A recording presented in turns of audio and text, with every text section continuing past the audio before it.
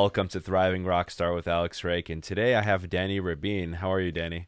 Doing very well. Yourself? Awesome. Yeah, I'm doing well. I'm doing well in this strange time. Yeah, I feel like I forgot how to talk to people. I live with some people. Do you live with anybody?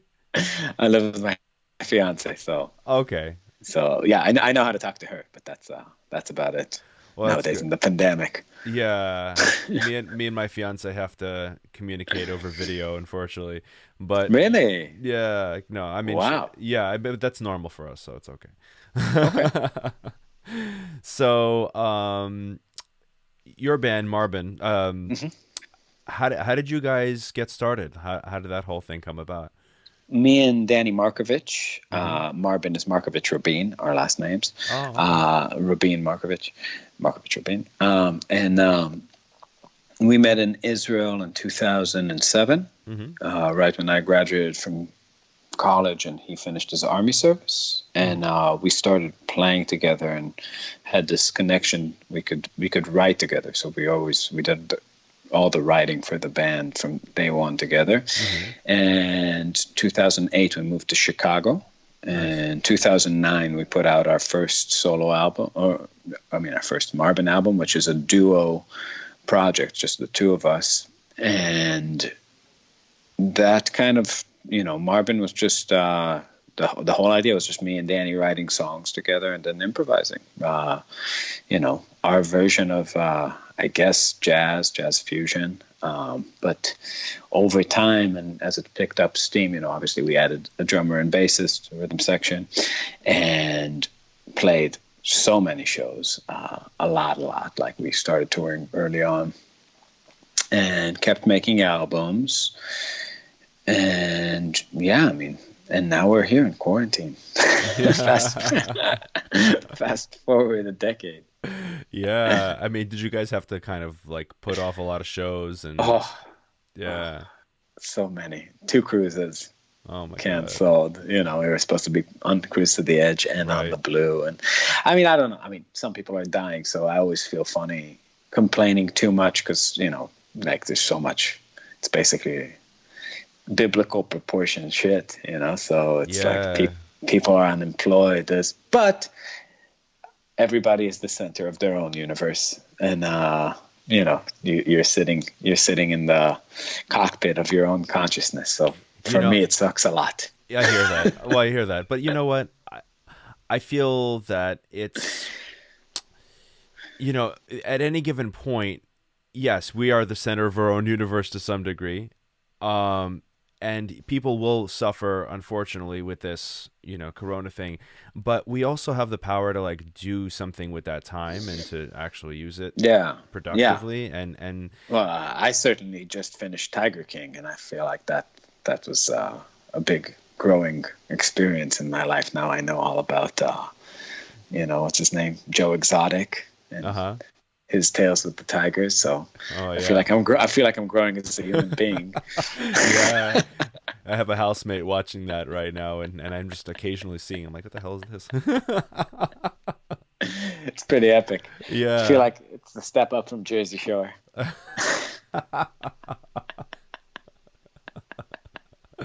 Yeah, no, it's interesting. I mean, Eh, yeah. I mean, but besides getting caught up with like Netflix and stuff like that, I mean, I've been saying like this is a time that like people there's so much opportunity to do things online right now.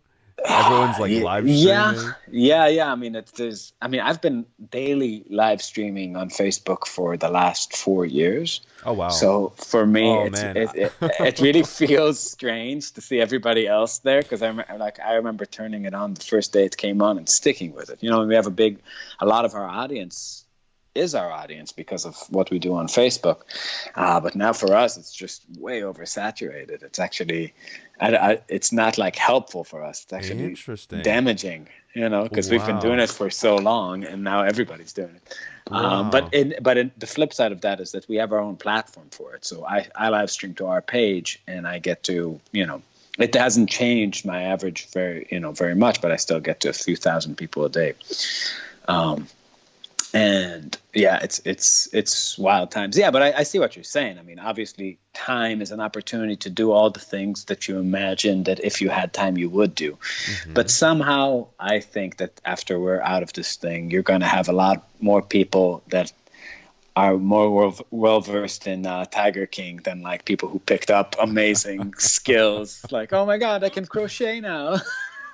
Yeah, that's I hilarious. just because it takes discipline to work, and It also in a does. depressing time, it's hard. I find it hard to find. I mean, again, I practice a lot.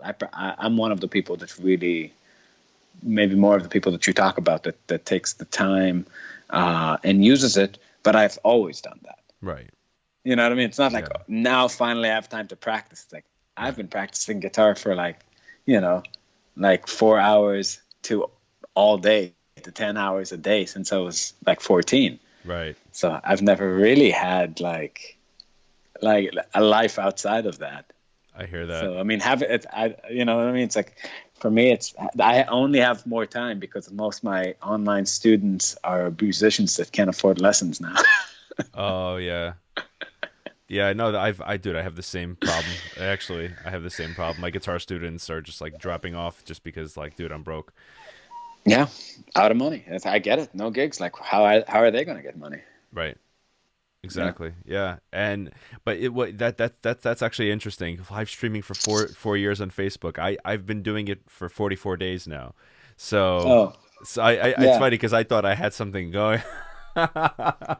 You got I four may have, years under your belt. I think I may have missed like I don't know 14, 15 days in the last 4 years. Yeah, That's awesome. been on it since the day it came out. You know, really the day that they added the feature, we were Mm. just in the van on tour, and we were just like, "What's this?" Click, and we are just on. I'm like, "Hi," and everybody's like, "Hi, this is weird." Like, all right, let's do something with this. So been teaching like my entire like I got into gypsy jazz and playing Hmm. that style of music, and like later in life, I was already like in Marbin playing fusion, doing that stuff for years before I even picked it up. Hmm. And it's weird because I was teaching it as I was learning it, and to look back at like the live feeds from back then, I see, like it's like I'm on the Truman Show of gypsy jazz.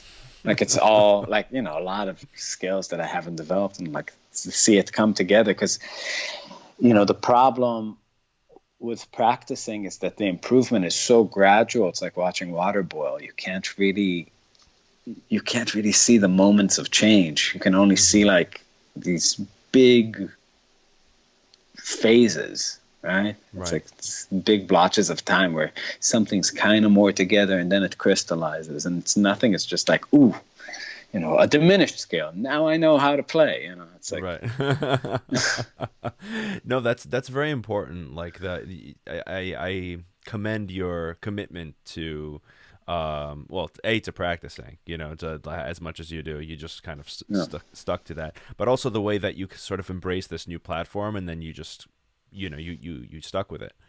Yeah, I mean, for me, it was much more about promoting and keeping the engagement with the people that come to shows. Initially, that was the idea, but then it became something else. It just became more of like a community, because a lot of the people actually that are on the field, I don't think have ever seen the band, and some of them now don't even know that I play fusion. Well, Because it's weird. They just see what I do at home, which is practice jazz stuff and hmm, sing the songs I like and just hang out. yeah. So yeah, it's a weird kind of weird thing that it creates. Yeah, and it's very interesting that like I haven't tuned into many of these streams, Hmm. but it's like, did you figure out like a system that sort of works for you of like how to approach that, or you just kind of like you threw yourself into it? Obviously, you started on the bus and then you just started streaming. Um, as far as like deciding what to do on there, you just kind of play songs and go at that, or that's Yeah. mhm. I always do. I always try to not be a prisoner of my ideas of the ideas I had yesterday. Like, I mean, I don't feel like, sitting with a piece of paper and planning what you're going to do is in some way more valuable than just, you know, deciding what you're going to do at the moment if you can do it calmly. Right? It's like, I think like planning is valuable if you're the kind of person that gets overwhelmed in the moment and can't make good decisions. But if you can, approach your decision making in the moment with the same coolness of mind that you could when you're with a piece of paper, then the only thing that's different is yesterday versus now, or an hour ago versus now. Like, I did enough live feeds, enough live performance, and all that stuff to where I just don't get flabbergasted from having the camera rolling. So I feel like I can make the same kind of decisions, that are just kind of equal value in the moment in terms of what to do, what to teach. And also, it's a weird kind of thing because new ideas growth doesn't come from what you already know. It comes from another place, right? That's the weird kind of thing. It's like, for me, I'm not only trying to teach people about music or to play music for people, I'm also trying to get better. Right. And trying to get better has to do with becoming something that you are not yet, with changing. And you can't change very much when you plan what you're going to do all the time, because you're always kind of a prisoner of your own ideas. Because why this thing that's governing your action, that's really a part of the thing you're trying to shake off. You know what I mean? You want to make better. How do you get better at decisions if you're just following your own decisions? I think there's an order within the chaos, and with the chaos within that order. So it's just kind of like there's an idea of like, okay, I'm going to sit down and do this right now. But then the structure within that is a little bit more loose, right? Yeah, well, I mean, I think that the words you're using are absolutely accurate, like chaos and order. I just think that it's not that there's chaos within the order and order within the chaos. I mean, I think about it more like there is chaos, which is the world, right? Like where all the actual things are. And there is order, which is your tiny little box, right? It's as if you're in a huge desert, right? That's chaos. And you have a little sandbox, and you're in there and you're scooping little manageable servings of the sand into your sandbox, right? And that's kind of like the process of, I don't know, learning compositions, learning, getting better incrementally. And then you have techniques which are more, improvised techniques, which is, in a sense, taking less ownership of the sand and just getting up and taking a walk in the desert. You know what I mean? Yeah. So it's like you don't have your own realm you don't have a sphere inside it, but it's kind of like, you know how to swim all of a sudden in this ocean. And once you reorient yourself that way,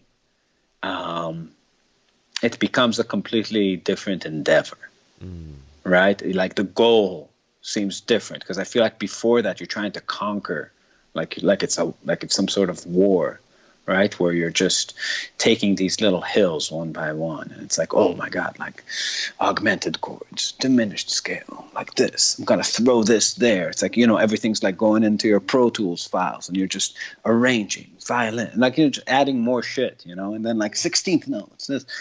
And then there's like this thing where you realize that the whole thing is in motion, and you just need, and you're never a better player than what you sound like today. That's the measure, right? It's like, okay, so it's like, here's a chord progression, here's a form, here's a groove, play, right? Just take a walk through this, see what's stuck, see what's actually like not in your imaginary pile in your backpack, see what's in you, like what, it's like you're naked and just with your skill.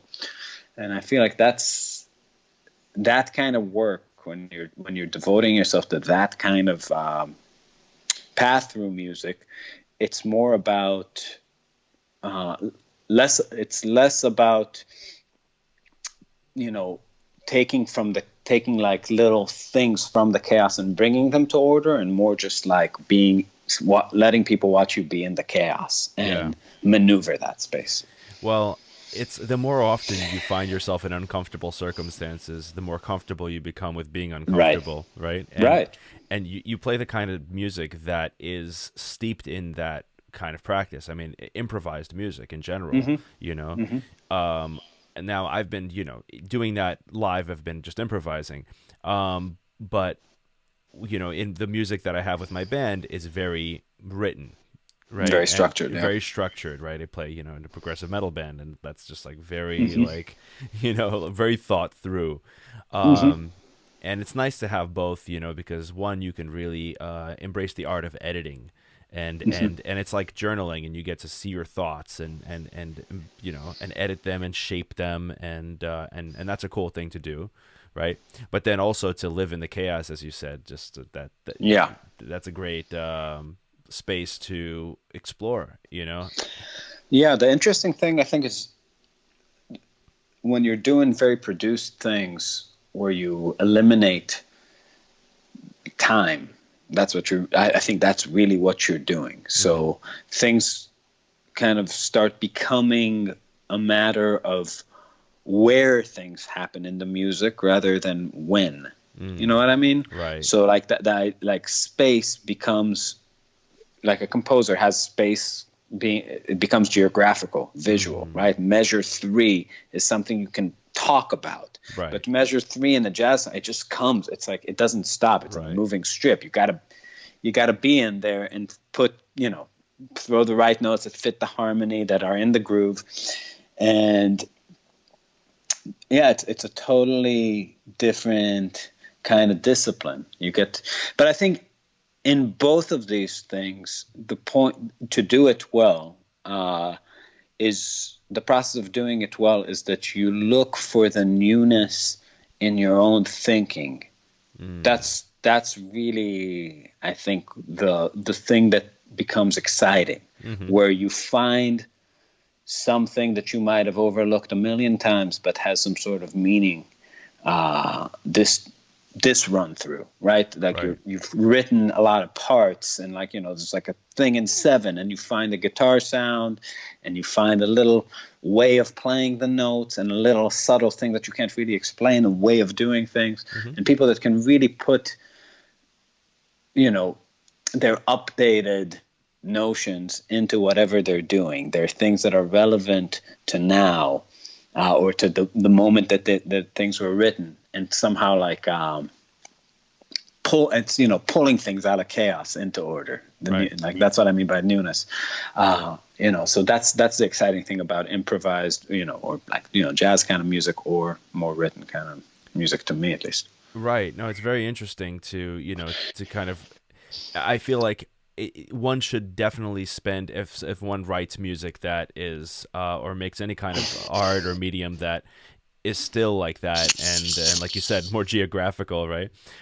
They should spend some time improvising in the end and being out taking a walk in the desert, right? Just to be able to be among all of that, and you'll definitely come home with something, Yeah. And because when I'm improvising, I always try to do something a little bit different, right? To approach techniques a little bit different, right? Because we tend to our patterns and all that, right? Now, what do you consume to kind of put you in, like, maybe inspire you in a different way? Like, what do you listen to? Well, what do I listen to? It's a good question. I haven't listened to guitar heavy music in quite some time. Like gypsy jazz still I listen to some. I listen to Jimmy Rosenberg. I like him. He has 2 albums I really like. I listen to old Django. For fun, I listen to a lot of old jazz. I mean, I just love that, like music of the 30s and 40s especially. I never get sick of Louis Armstrong.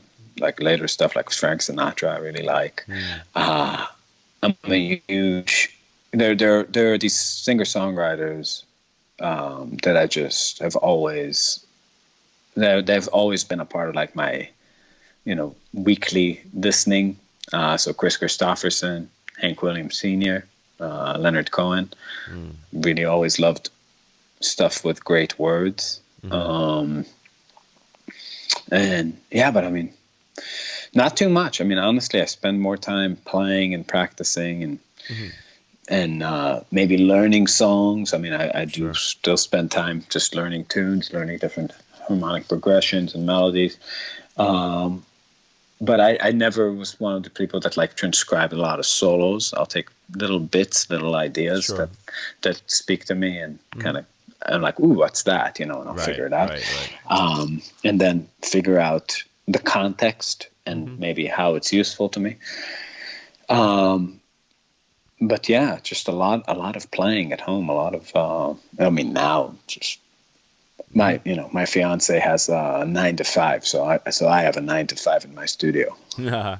Well, that's good. It's good to put yourself on a schedule. I'm definitely on a very strict schedule right now to keep myself productive and, Yeah. Because if you don't put yourself on a schedule, you're going to end up watching Tiger King. Yeah. You're going to end up watching Tiger King and waking up right before the most urgent thing, like if that's at 2 p.m., that's when you'll wake up. Yeah. And so, yeah. Oh, you alluded to something there in what you were saying, that like when you do learn something of someone, it's not going to be like an entire piece. It's going to be like a little nugget, right? And so I talk about something like that with students. I'm like, look, search for like if you hear something in an artist that you like, just like let's say you're listening to a guitar solo. You don't have to learn the whole guitar solo unless you really want to. There's some licks in there that really speak to you, and you could learn that lick and learn to iterate it across many different in many different ways. Pull it apart. It's like, what is it, right? I absolutely agree with you. Yeah.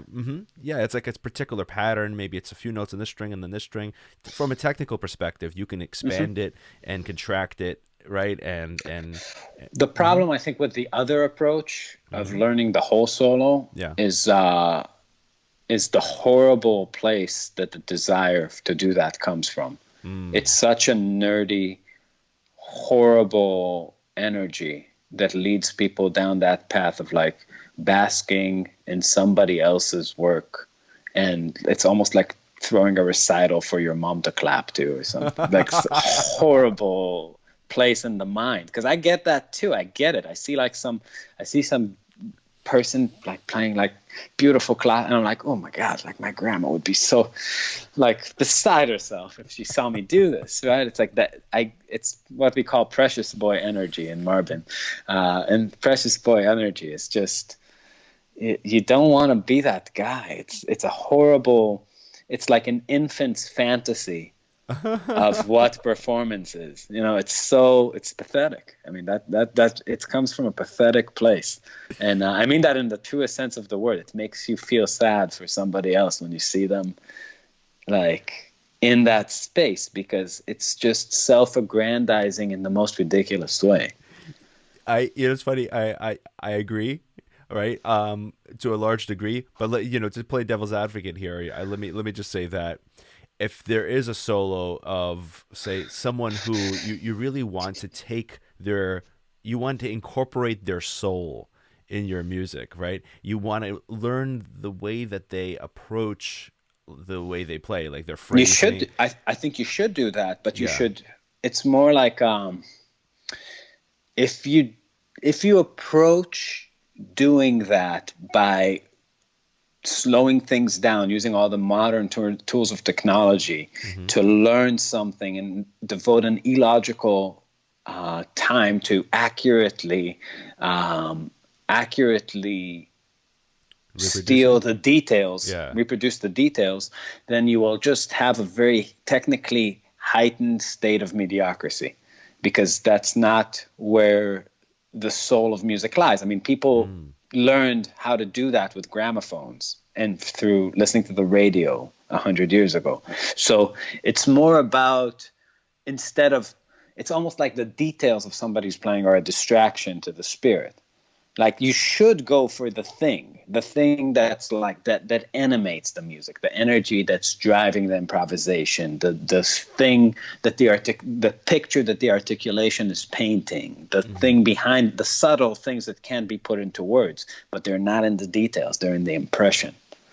So when you hear music, you have a mental, it's almost that people who are less skilled and less educated can see it more clearly. They might not have a direct path to learning what they see, but they see the big picture, the face of music and the face of a player. And it's more of a game of keeping that in mind while you practice, right? It's like seeing that quality that disappears the moment that you start picking it apart. You know? Yeah. But it's never in the details. It's never in the rhythms. It's never in reproduce, because you're just gonna make, it's like watching the, I don't know, like the Notre Dame, and then like be like, oh, I'm gonna make that. gonna make that at home. That's it's funny. Gonna be great. Right. So I agree with you. The utility in learning the entire thing, it's more of like a kind of a demonstration to somebody else than something that's would actually advance you. But at the same time, it's like I would look at it just as a collection of, like, a study of a particular technique. I agree on this. I think a guy like Charlie Parker, to me, probably one of the top improvisers in recorded music. Sure. Some of these solos are mind-bogglingly good. But if he dropped, a sandwich on the floor and that morning and was 2.5 seconds late to that session, he would have improvised a different solo that would have been just as good. So how can it be in the details of that improvised solo if all the details could be different and the quality remains the same? Right. You know what I mean? So you're always, the one thing you can say about Charlie Parker, for certain, is that he didn't become Charlie Parker by transcribing Charlie Parker. Right? So if it's not there, then you're always barking up the wrong tree. Now, I do think that music should move forward and there's a lineage. So you should always learn from the people that inspired you.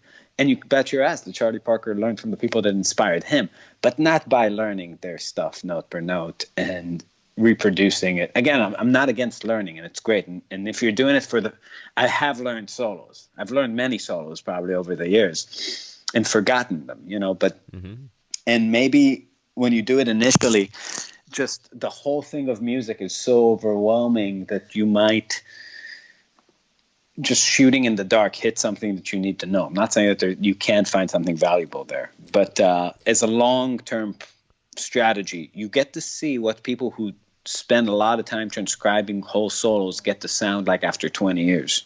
The data is out. This is like pushing towards the esoteric, so we may as well just take it over that fence. Like, what's the source, right?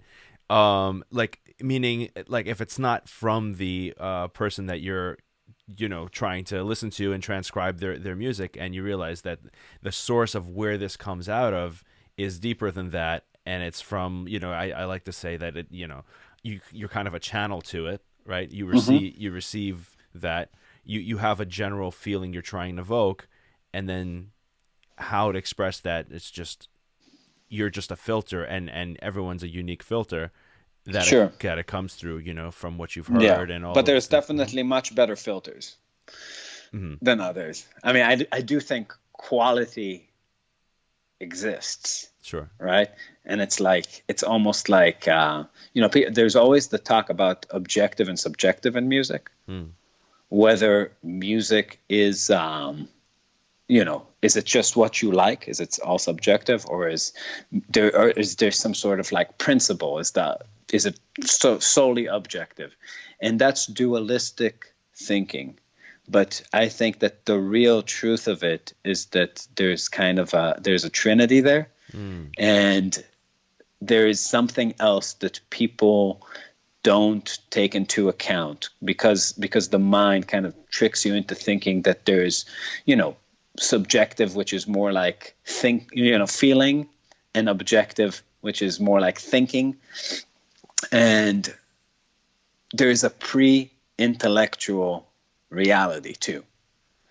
In thinking about it, it breaks into two pieces. But what about that thing that happens before you get to think or feel? You know what I mean? Like thinking and feeling are two ways that a human being transports an occurrence in the world into their being, right? You can, first of all, it makes you feel, and a lot of the talk on the internet is about soul. So people are saying you're thinking too much, you should feel more.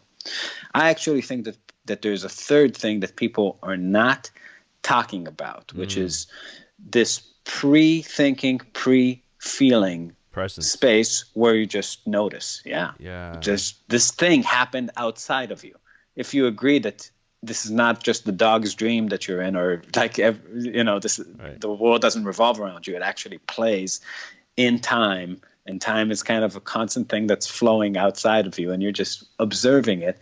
Music is the quality is the one thing that if you can't break to pieces, once you do, you're kind of doing it out of time. Right? This pre-intellectual reality is really the source of objectivity and subjectivity. And the way somebody actually plays is the occurrence itself that later on we discuss. Mm-hmm. And there is something about deep learning and about lateral learning, meaning like not linear learning, right? It's like where you just actually, where you kind of grow sideways, not in line, right? You know, and that's really improvement. That's changing. That's widening. That can only happen when you really start seeing with bigger eyes what's happening, right? Your paradigm starts expanding, and you know it's kind of like the difference between awareness and consciousness, right? Because if you think about awareness like everything in the room around you now that you're not noticing, like all of life is happening around you in every room, and you know, so many places to put your eyes, so many things to hear, to smell, it's like, you know, and things you can't perceive, you know, it's all happening at the same time. You could say that like consciousness is that little scoop that you direct your attention to and internalize from this infinite field of awareness, right? And you know, when you become conscious of something, then it breaks up into subjectivity, objectivity. All these questions are important. But the source, it's not I don't think it's some mystical place. It's just here, right? It's like we have these sounds, we have these instruments, they've been developed. We're combining things, you know, in time and harmony and, you know, in sonic spaces. And some people certainly, like, when you just notice things, compare events, you know, different things are different. And I mean, it's kind of weird because once you start grading them, you kind of already drag them through intellectual and emotional filters. So it's hard to intellectually talk about something that you can't break to pieces in conversation. What's interesting is this. I feel like I'm listening to a monk talk about just, you know, meditation and presence, and because it's the same thing, you know. Do you meditate? No. You don't? Well, you play guitar. I do. So. So yes, I don't know. Yeah, I mean, in a sense. So I mean, you don't do like a formal sort of sitting meditation, but I mean, the same thing is discussed. I don't know if you ever heard it discussed in this way, but like exactly how you're discussing the source, say, of all of this is exactly, you know, what meditators will call to, you know, thinking like talking about thoughts and feelings and all these things that as they're, you know, that's what comes on top. That's these are, you know, below that is just the awareness and just the space. I could see that. I mean, I guess the thing about meditation that never spoke to me was that the end game was to feel good. Like, you know, to just be good at living or something, and just I never found that very appealing. Weird. I know it's weird, but like, just like sitting there feeling good never seemed like, or like being in a heightened state. I just wanted to play. Yeah, I hear that. You know what it is? It's not necessarily feeling good. It's, you know, I've done a meditation retreat where I sat silent for 10 days, right? And so it's about equanimity. right? Equanimity. I don't That's know what right. that word means. Okay, I'll break it down, right? So it's the space between feeling good and feeling bad, Hmm. right? It's just space, right? From the word equal, Right. equanimity. Yeah, yeah. So to be equanimous, right? To be equal, right? It's same root, right? Um I'm not Okay. sure of the etymology of the word, but the idea is like, yeah, it's similar root. But the idea is that there's this space where you're not in this heightened space of happiness or sadness or whatever. You're just here, Yeah. right? Yeah. Right. And I think that's a very important thing for, I mean, just in general in life, because we go through stress, we go through all these different things, and we could be swayed either which way. And so when you are equanimous, you're not Hmm. you're not too affected by life. If you go on the roller coaster, if you go up for the highs, you're going to go down for the lows too, right? Sure. And so to be able to not be numb to life, but to be able to be an observer of the experience and not to be stuck in the subjective or objective, just to be, Sure. just to be on that even keeled plane. And it's interesting Yeah. because you describe it through music in the way that, you're speaking about it. Yeah. That's I guess my you know my standpoint. Where like the place where I do my learning from. Because Sure. I'm really into this. Yeah. I mean, I get it. I mean, I was just what I was expecting just for me. Hmm. I mean, I did do yoga for a few years, Okay. like really daily, and that was good. It Hmm. was really good. Um, Did you let but go of that? yeah, I went on. We were on the road all the time, and I really was good for like 2 years about doing it daily, and then I just started letting go, and it's just like a process of unraveling that happened so quickly, like from Hmm. every day to nothing. Right. I still do it like once a week, like, but it's not a serious kind of practice anymore. Is that your only like exercise that you Yeah, do? yeah. I don't do shit now. Well, once a But I week keep is having the still, yeah. fantasy of coming back to it. So it's almost, it releases the endorphins. It's kind of like, I'm gonna join the gym.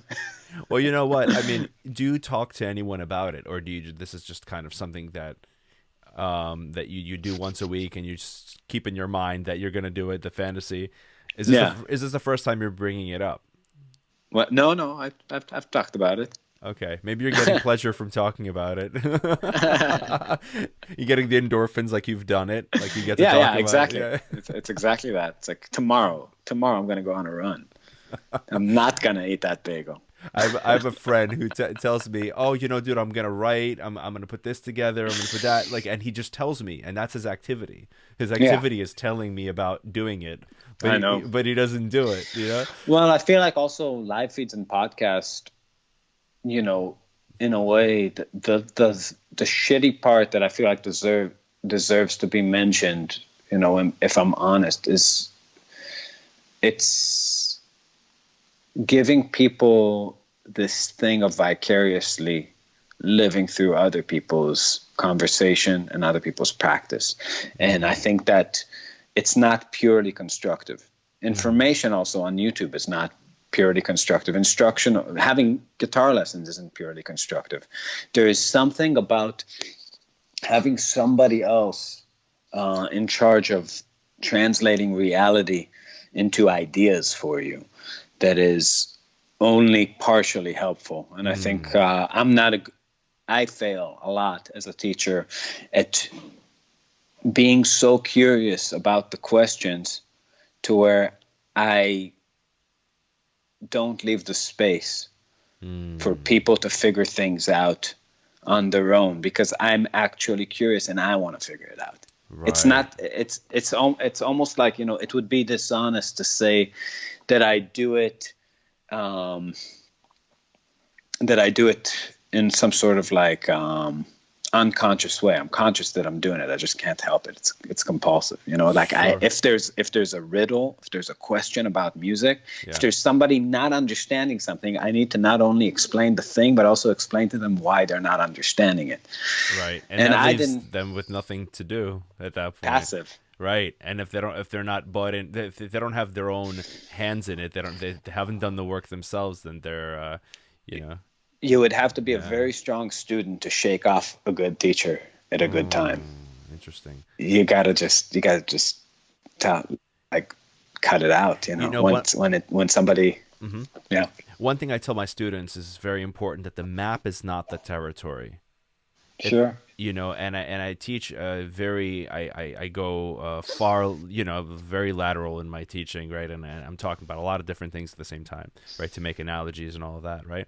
But the most important thing is to explain to them that what I'm telling you is just a processing of what I went through, put through language, which is just an estimation of my experience. It's not what I experienced. It's just this, me going through language is not a perfect thing at all, right? It's just something that we've construed in order to be able to, try to convey my experience. If you have a reference experience that is relevant, but if you don't have the reference experience, you don't have that root, then all it does is compound delusion.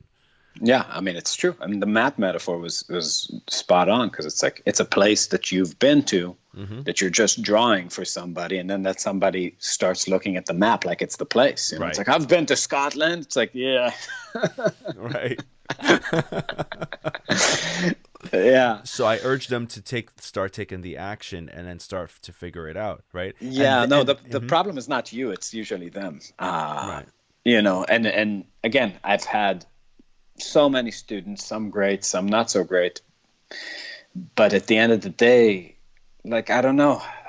I was a student. I went to Berklee with thousands of other guitar players, and most of them never figured out how to not sound terrible. They had the same teachers, Right. It was not the teachers. You know what I mean? It's like, it's hard to figure things out for yourself. You've got to be the kind of person, or become I think that's the key. That's the one thing that, like, a lot of people, especially like more advanced players, will go to lessons for you to prove to them that they're talented or untalented. That's the question that they don't. Here's the big question mark isn't about what to play, time, notes, all that stuff. For really people who are thinking about doing it seriously, the real question is, like, do I have what it takes? Like, am I good enough? And the answer is always no, right? It's right now, no. But the thing is that the interesting question is, like, can you find the place inside you that's capable of becoming something else? You know what I mean? And that's where that's the only part that really differentiates between the people who will end up doing quality work and the people who won't. Do you have the part of yourself that's willing to change?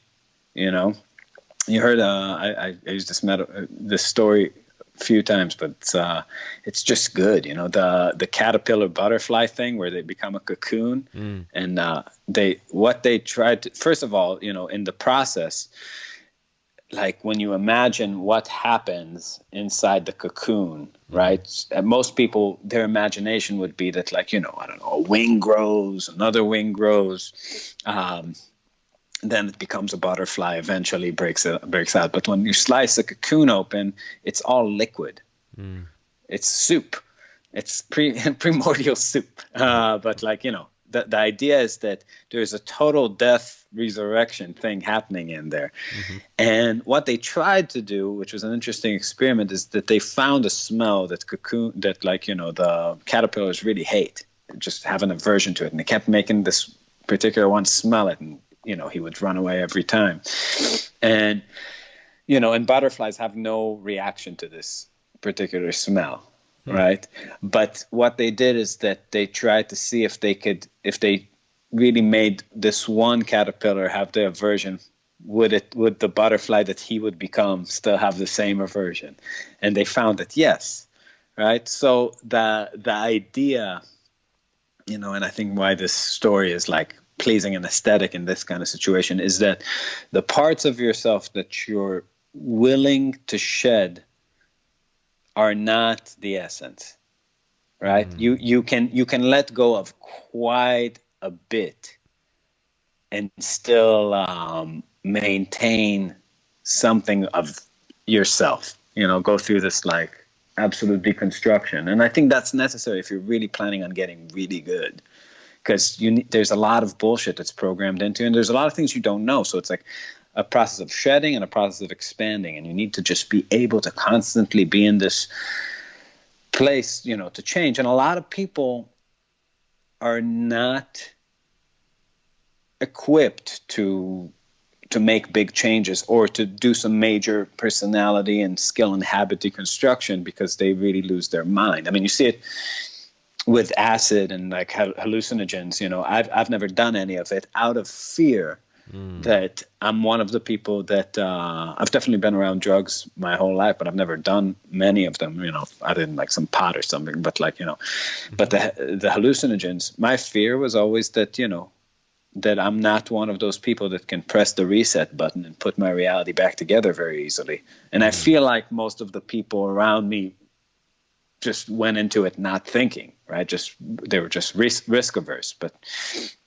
But again, most of them were fine. But then you see some people that like have, experiences with these drugs and just don't come back to normal. They just never, or the kind of change that they go through is a horrible change, right? Because they are not everybody. Some people's personality structure is slightly psychotic, and they're totally fine. They're normal. They don't know that it's like that. They don't know, but it's like, the way that we make ourselves, it's not all roses, right? It's like there's a lot of trauma, there's a lot of like childhood stuff, there's layers and layers and layers. And when you're doing any sort of serious work, serious change, serious improvement, you will eventually have to, again, not consciously, but self-consciously, like change habits, move from idea to idea, think about new guiding philosophies. And these things are big personality changes, and you have to have the resilience to withstand it. Yeah, it's very interesting. I'm reading a book, which is actually not out yet. One of my guests that'll be on soon, just kind of reading his book in advance. And it's talking about, personality, not being a permanent thing, right? And that, a lot of research points to that, you can really change fundamental facets. You're introvert, you could become extrovert, all these different things, right? And I'm very steeped in the self-development world, so I'm very aware. In Hebrew, it's like in Jewish thinking, it's in the center of everything. That's like we have the saying is Naseh v'nishma, which means we will do and then we will hear. And like Leonard Cohen has like a quote that's like a version of that, which is like, you do act the way you want to be, and soon enough you will be the way you act. And that's also like Aristotle, right? You are what you repeatedly do. So it's like a lot of this kind of thinking that like your action is the guiding force that your personality shapes after. I think that's what the core of what practicing is. And you do some. Let me add to that actually, because the idea of the person like that's doing the action and that will become who you are. You want to be very intentional about that, right? So you want to, instead of thinking, what you would do, don't think about what you would do. Think about the person who you're striving to be would do, and do the things that person would do. Sure, but the danger of what you're saying now is where we started, which is the planning, right? Because that voice that's guiding the process, if you're not very suspicious of the person the internal voice at the cockpit making the choices, then you're just making very superficial changes. Right. Yeah. Yeah. How do you update that guy, the whole operating system? How do you live it? Like, and DMT. that's, well, not, I mean, I'm kidding. right. Yeah. But it's really, that's where humility comes in, Right. right? Because if you feel like you have this internal guru that is just on point, that becomes the agent that blocks change, right? That loud adult that's like, no, go to bed early, make your bed, wake up, like, however, he may have some solid advice, but his vision is also, he got you to where you are with all your problems. So some real lateral learning has to do with also disassembling that dude. And I think that's where people start getting in trouble, because and the real way to defeat that guy is just saying, I don't know. Let's try something. That notion of being right before you try is self-defeating, especially like in practice, I do believe that we have a some fundamental feel for what's correct and what's not, in a serious way, that we can really, that there, we do have some compass. I agree, but I don't think I wouldn't put it as correct. I think that's the difference between, like, ethics and aesthetics. And I think it's, for me at least, it's more aesthetic. I think we have a sense of what's beautiful. And I think what's beautiful tends to be what's right for you. Or, like, it kind of points the direction. You know what I mean? It's like that, where Einstein, like, had theories that he couldn't prove, and, like, they're like, well, I was like, but it's so beautiful, right? And it's there's that there's Poincaré, I forget the name of that French mathematician, but anyway, like, he was also, like, a philosopher, and he said, he was talking about Euclidean like geometry, and he came up with, like, an alternative to it, right? And basically was saying that there are many axioms that are alternative, and that the whole point of one of the points that he was bringing up was that even in mathematics, you have many facts that can potentially support a hypothesis that are alternative.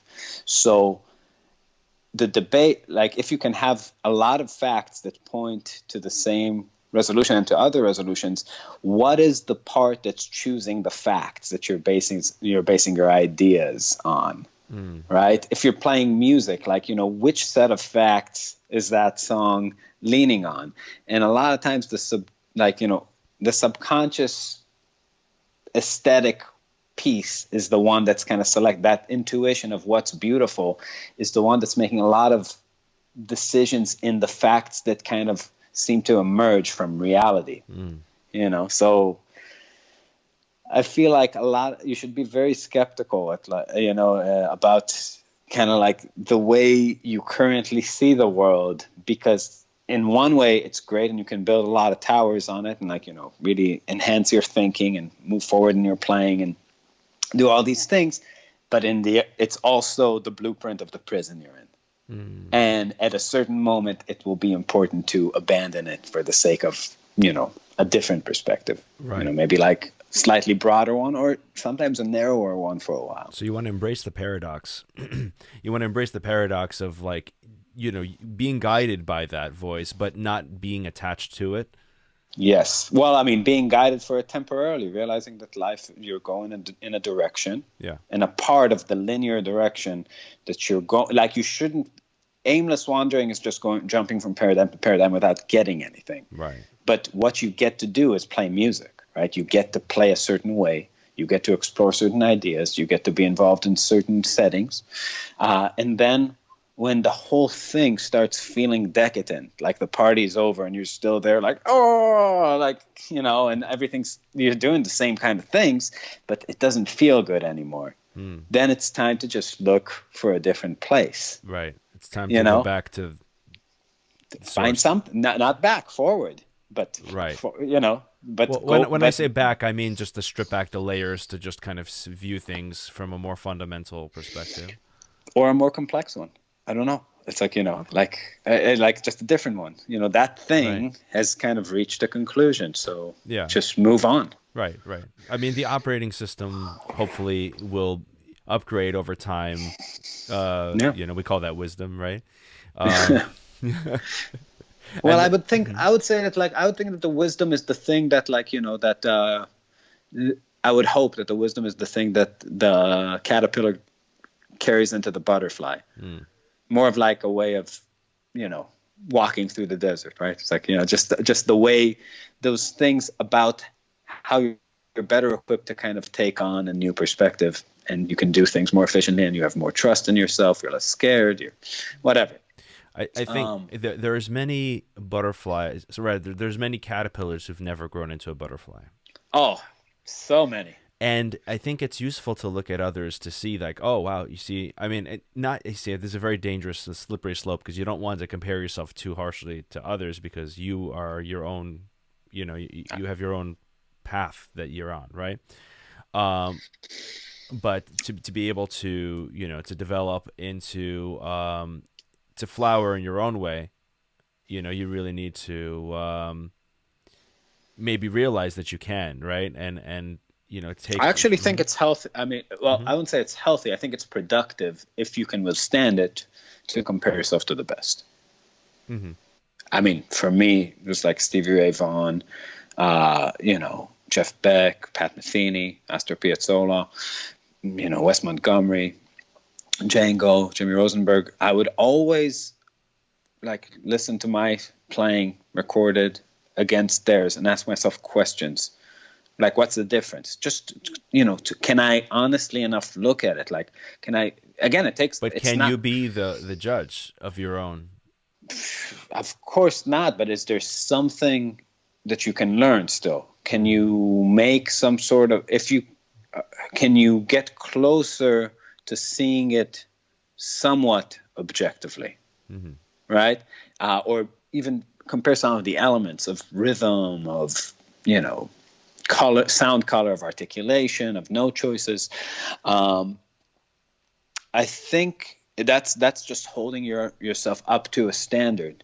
The idea that you just flower and whatever you become is okay.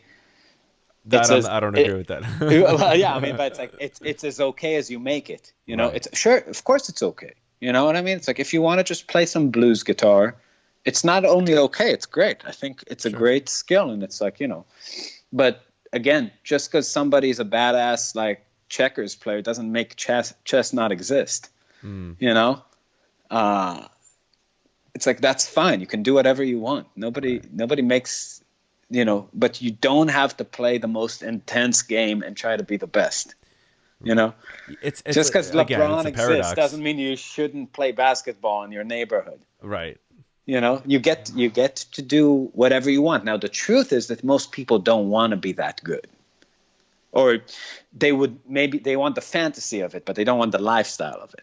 Like, to most people, I can totally see them if they told, it's like, listen, man, you have two choices.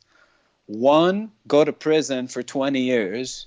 Two, practice guitar for 10 hours a day for 30. I think a lot of people would actually prefer going to, it's like, it would be so impossible. You know what I mean? Or it's like, maybe they'd say guitar, but then they'd see what it is, and they'd be like, I mean, I don't know, if you told me that if you told me I have to play football, you know what I mean? For 30 years, 10 hours a day, I'd choose to go to prison. It sounds horrible to me. Right. At least in prison you can read or something. Right. Well, but I mean, see, with the guitar, it's definitely not a sentence for you, because the actual practice is the goal. It's not like you're striving toward. It's like you need to be happy in the doing of the thing that you're doing. Like, you need to. The music is the goal. The music is the goal, but you're always making the music, and so you're always steeped in that as you're. Yeah, it's making music. Like, again, the beautiful thing about practicing is that you get to make different music. Yeah. over time. You get to make a certain kind of music, and then you kind of figure out how to do that, and then you're like, okay, that's maybe record it. Now I have like a nice little like, you know, yearbook with those songs and that kind of playing, and then you get to figure out some other things, right? Mm-hmm. You know, but it's that's what records used to be, like records, like the records, Yeah. you know, in a filing cabinet of people's thing. It was Danny Markovitch, a saxophone player in Marbin, sent me, I think it's Earl Bostic, saxophone player born in like 1916 or 18, died in 65. And he was considered the best saxophone player of all time by everybody in terms of like technically. Mm-hmm. And there's very few recordings where he's playing crazy, like crazy technical, and like there's some shit that's just so mind-boggling if you know anything about saxophone, about what he's doing. You know, like playing altissimo, like sounds like trumpet solos on a sax, on a tenor. Right. Anyway, there's like this little blurb that he said, like, you'd never play your best shit on a record because then everybody's going to steal it. Like, that was the mentality of that first generation of jazz players. So the stuff that they did when people gave them record deals was just like playing nice little lines. But to them, the arena was the club. The idea was like, yeah, then somebody comes to the club and he plays a solo and you blow him away because he doesn't know how to do any of your shit. Right? So they were protective of their playing. They're suspicious of recordings. And then comes Charlie Parker, whose whole vision is, he grew up with the radio. So his whole vision was how he sounded reflected through recording, right? And give everything to the recording. And then see what, like, you know, 100 years later, nobody knows the name Earl Bostic, except for, like, you know, reading interviews with these jazz guys, right? And hearing like these couple of recordings where they're playing absolutely mental stuff, and they're like these testimonies where, like, you know, they would both play a gig and this guy would blow him off the stage, blow Charlie Parker off the stage. So, you know, it's kind of a funny thing where, you know, the times changed the nature of the game, right? Mm-hmm. And it's like, people in like 1910 or 1930, 1920 would see, like, you know, the actual show as the, you know, as the arena. Now we totally see the records as the arena. Now it's kind of shifting back to somewhere in between show and live, half live, like recorded with your phones, live streaming. I don't know. It's not clear right now where the arena is. You know? Yeah. But it's interesting. YouTube videos, probably. Yeah, but everything, like, even when you're not recording, you are, because someone's recording you, you know, so everyone has a phone out, you know, so it's like, you know, you can't hide anything. Mm-hmm. So, well, I mean, for 5 minutes, it was like, you know, it's some people, bands like, I don't know, Snarky Puppy, and it's like almost like videographers were the ones really being measured. Oh, yeah. Even in the world of jazz, it's like, you know, who can make like the coolest looking fade in, fade out, zoomed in, zoomed out video of improvised music that's kind of like going with the hits. Yeah. You know? YouTube was definitely the arena for a minute. Yeah. I mean, and it still is. I mean, video is such an important platform today. It's like, if you're not on video, you don't exist. Mm-hmm. You know? Well, I'm seeing something that's maybe an unintended consequence, but seems real to me, which is when I look at, I think, making GarageBand available on every single computer, and the amount of people who are producing music that's edited and accurate sounding and tuned and in time, is kind of making this. I feel like before editing techniques were so readily available and so easy or so possible, there was this fantasy that correlated perfection with accuracy. And I see that it's now accepted as a fallacy on a grand scale, that nobody is blown away by somebody who's singing in tune anymore. Right? That's just background noise. And almost like you want to like really see if the person can do the thing, right? It's like this return to some sort of like, almost like people have this part, it's like, yeah, but is it like authentic? And music of the 80s, 90s, up till now, authenticity was not in any way even like a criteria. You wanted somebody to take it to the best studio, get the best sound, have it very edited. Drum machines, fine. Like nobody cared. Just like make big sounds, big, expensive, layered sounds. And now it's almost like, you know, I don't know. When I see like those videos of like 20, like 40 Zoom cameras, orchestra, everybody's in their own room and sounds big, I'm just like, I don't give a shit. I don't know. It's like, I just don't care. It doesn't move me. I don't know. Maybe some people just listen to it the way you listen to Sinatra, but it doesn't have that fragrance, that aroma that's like satisfying. It's just, Yeah, I mean, it has a stigma. I mean, if the music is real, the music's real. You know what I'm saying? yeah. And if it has great video production, then cool, right? But yeah, no, there is a certain kind of stigma. It's like it's almost like a negative thing in some sense. It can be, right? Can be viewed as such, right? But again, the music will always speak for itself, I think. Yeah. Well, there's something about harvesting a natural energy versus engineering it, right? It's kind of like, you know, a lot of people were picking flowers and presenting them to people like, oh my God, these are beautiful flowers. And then some people are like, all right, so here's a stem, leaf, second leaf. You know, it's like you can't reverse engineer everything. Right.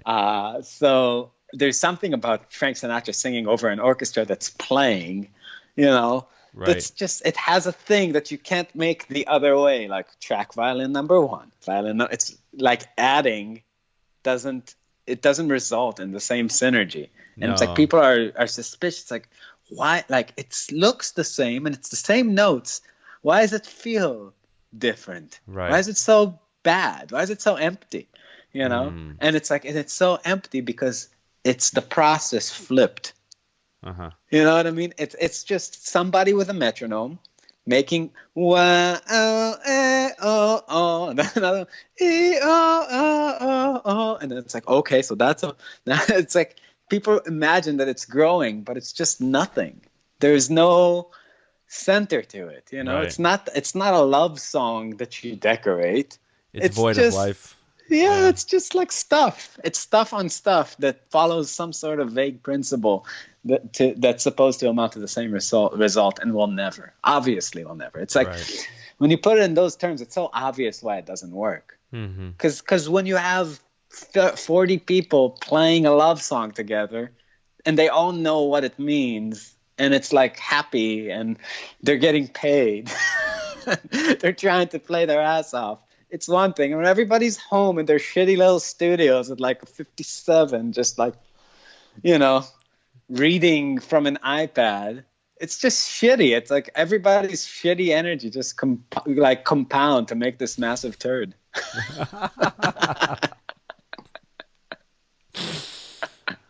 Oh, I want to go way back to something you said, like, you know, just with your yoga thing, right? Sure. And you know, so you practiced yoga for a few years, and did you see how that rubbed off on your playing while you were doing it, while you were in that practice? Did you kind of notice a correlation there? No, I didn't. No, I've been. It was great. I mean, it was really great, but it didn't lead to like any abrupt change that wouldn't have, I mean, I don't know. It's like, you know, you live your life one way, so maybe, but not something that I noticed. Yeah, because that's one thing that I, just in general, exercise, and it depends. I mean, like if you were totally out of shape and then you got in shape because of yoga, that might have had more of an impact on you overall as a person, including your playing. Because it definitely happened to me, and it happened to students of mine, right? Which is why I got into the whole health for music kind of space, right? Because I realized an unhealthy artist is one that's suffering beyond their internal health. It's really, you know. Yeah, no, you should exercise. I mean, yeah. Right now I'm just being lazy, but you know, like when we're at the world, we do go to the gym and like, you know, do whatever we can. You know, go on hikes. We've done that for a while. Okay. I mean, I'm sure you move around in some kind of way. Yeah. I mean, I definitely think that it's vital to feeling good. It's like if you're not gonna be active, and I mean, I eat extremely healthy. Oh That's, yeah, I was gonna get to that next. That's a big. I definitely notice just my general energy level and how hard it is to get out of bed. And I also these days drink almost nothing, which is, also pretty helpful. Yeah. And I'm against pretty much hardlined against weed. I think Oh yeah. There's a great Bukowski interview when he talks about weed, and Charles Bukowski. Yeah. And he says there's so many negative comments on that one. Like everybody loves all of his like interviews, but that one clip, like all those potheads just hate it. And he's like, they're gonna find. It's like, I don't know what is in it, but they're gonna find. Scientists will find a chemical in it one day and name it, and this thing just destroys people. And he's like, because I see it on people, because an alcoholic wants to fight and have sex and like do all this stuff. It makes you want to live. It pushes you to an extreme. You see a pothead, they're just like, yeah, man, just limp without any desire. And there's something about that that's just, I see. Like I smoked a lot of weed in my life, Sure. but it's it hits you in a place that a serious practicer, a person serious about the endeavor that requires consistency and to wake up motivated every day in a similar kind of way. Oh, it makes you lazy. Yeah, that's another way to put it. A simpler way, for sure. It makes you lazy, but it makes you lazy. It shifts your aim. I think that's really, because it doesn't make you lazy as a thinker. It makes your mind more active, certainly. Right. But it's kind of like if you need to be pinpointed, it blurs everything. Makes a lot of things enjoyable too, which is right. It's like I think really a big part of why I've managed to be so focused through the years is the amount of disdain I feel for so many things in life. It's not all roses. It's not all positive. I think that's one of the biggest fallacies, is that there's only a bright side to art, and everything that sends you down and the darker side of your being should be avoided. But there's great fuel. Like I feel like I'm like a Sith Lord talking right now, but like I'm saying, it's like, but there is kind of a dark side to being that's also in there, and if you don't acknowledge it, then you're going to be consumed by it. Well, yeah, I mean, it's like it manifests in your life, and it confuses you because it feels like you're doing something wrong, but it's just like Jungian. You have to incorporate the shadow. Right. See, we've both been listening to Peterson. Yeah, he came up in another interview last year. Spent a good portion on that. I actually listened to him just last night, and he was talking about entrepreneurship in this one video. It's cool. Yeah, I haven't heard him in a while. Is he still around? Yeah, I know. He had a problem with. He's a method. That makes sense. Eating Adderall like Tic Tacs. No, I mean, he went through a lot of shit, bro. He went through a lot of shit. Did he? I don't know what's going on with him. Yeah, no. He his wife was terminally ill, and he was very depressed, and then and then he was put on a mild medication, and that got out of control, and yeah. So, yeah, I could see. I mean, yeah, I really like some of his stuff. I really liked him more as a chubby Canadian professor, with Kermit's voice, rather than this whole dressing up like Lex Luthor phase, and started to talk about politics and shit. It's like, oh man, I feel like this is the he had the problem that a lot of singer-songwriters have, where their first album, they kind of write it from the age of 0 to 19, and it's it's just a lot of time to write music, and it's good. And then they have to put a second album when they're 20, and they have 1 year to do it, and they just kind of are shallowly thinking about searching their souls for some lyrics. they don't have time. Well, I So mean, it's like, he is a thinker, so he's not going to base his stuff on his previous work. He really does try to kind of I don't know. I move just the needle. felt like he was selling so many tickets that like a lot of these ideas, like especially Well, when he I mean, started to dude, talk. even like when he's doing his events, like he's thinking on stage. Oh no, I know. You But know? I'm saying it's like Yeah. it was. I really liked Thomas Sowell is one of my favorite guys ever. I don't know how familiar you are with it, and he has a he basically has this one book about intellectuals and why they're like the Petersons and the Chomskys of the world, and he did make one statement that's very, very great, and I feel like I'm just as guilty about that with music, talking about all these, like, I don't know, slightly philosophical concepts, but it's elusive. Once you get good at something, it really seems like a good gateway to step out of your field and start talking in general. Yep. And you're just bound to make some horrible mistakes. Yeah. I mean, it's messy. You know? It's messy, and you can get some stuff done with that talking, but yeah, it's messy, and you have to really be critical of yourself. Yeah, but now it's a weird dynamic where the public seems to be consuming conversation, Long form content like this long one. Yeah. form content, and it's okay to have. I mean, it's okay if it's taken. It's just another chattering voice on the internet. Danny, I definitely don't want to start a country. I like. Yeah, I hear you, but check this out. I mean, I don't think it's new that people are consuming long form content. I think that the people producing shows, and notably television, and for the past 50, 60 years, have really incorrectly assumed people's attention spans short. Right. Mm-hmm. Whereas like you take us, like, say 150 years ago, Abraham Lincoln was known for giving like these speeches for like hours and hours, and Sure. people would be captivated and just and into it. And that Of course, there was no television. Right. Right. So what are they gonna do? Like watch the sunset? Right. It's like, this motherfucker won't shut up. It's amazing. Yeah. It's like, keep going. I'm bored.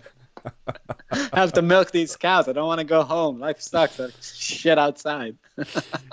but we're capable of consuming it, though. That's the whole thing. I think what it really does, Yeah. if we're being very honest, is that it gives people who don't have the patience to read anything something that compacts as much information as books. Sure. Which I'm pretty much included with, so it's okay. I'm not saying that they're morons. I'm saying we are morons. Yeah, but on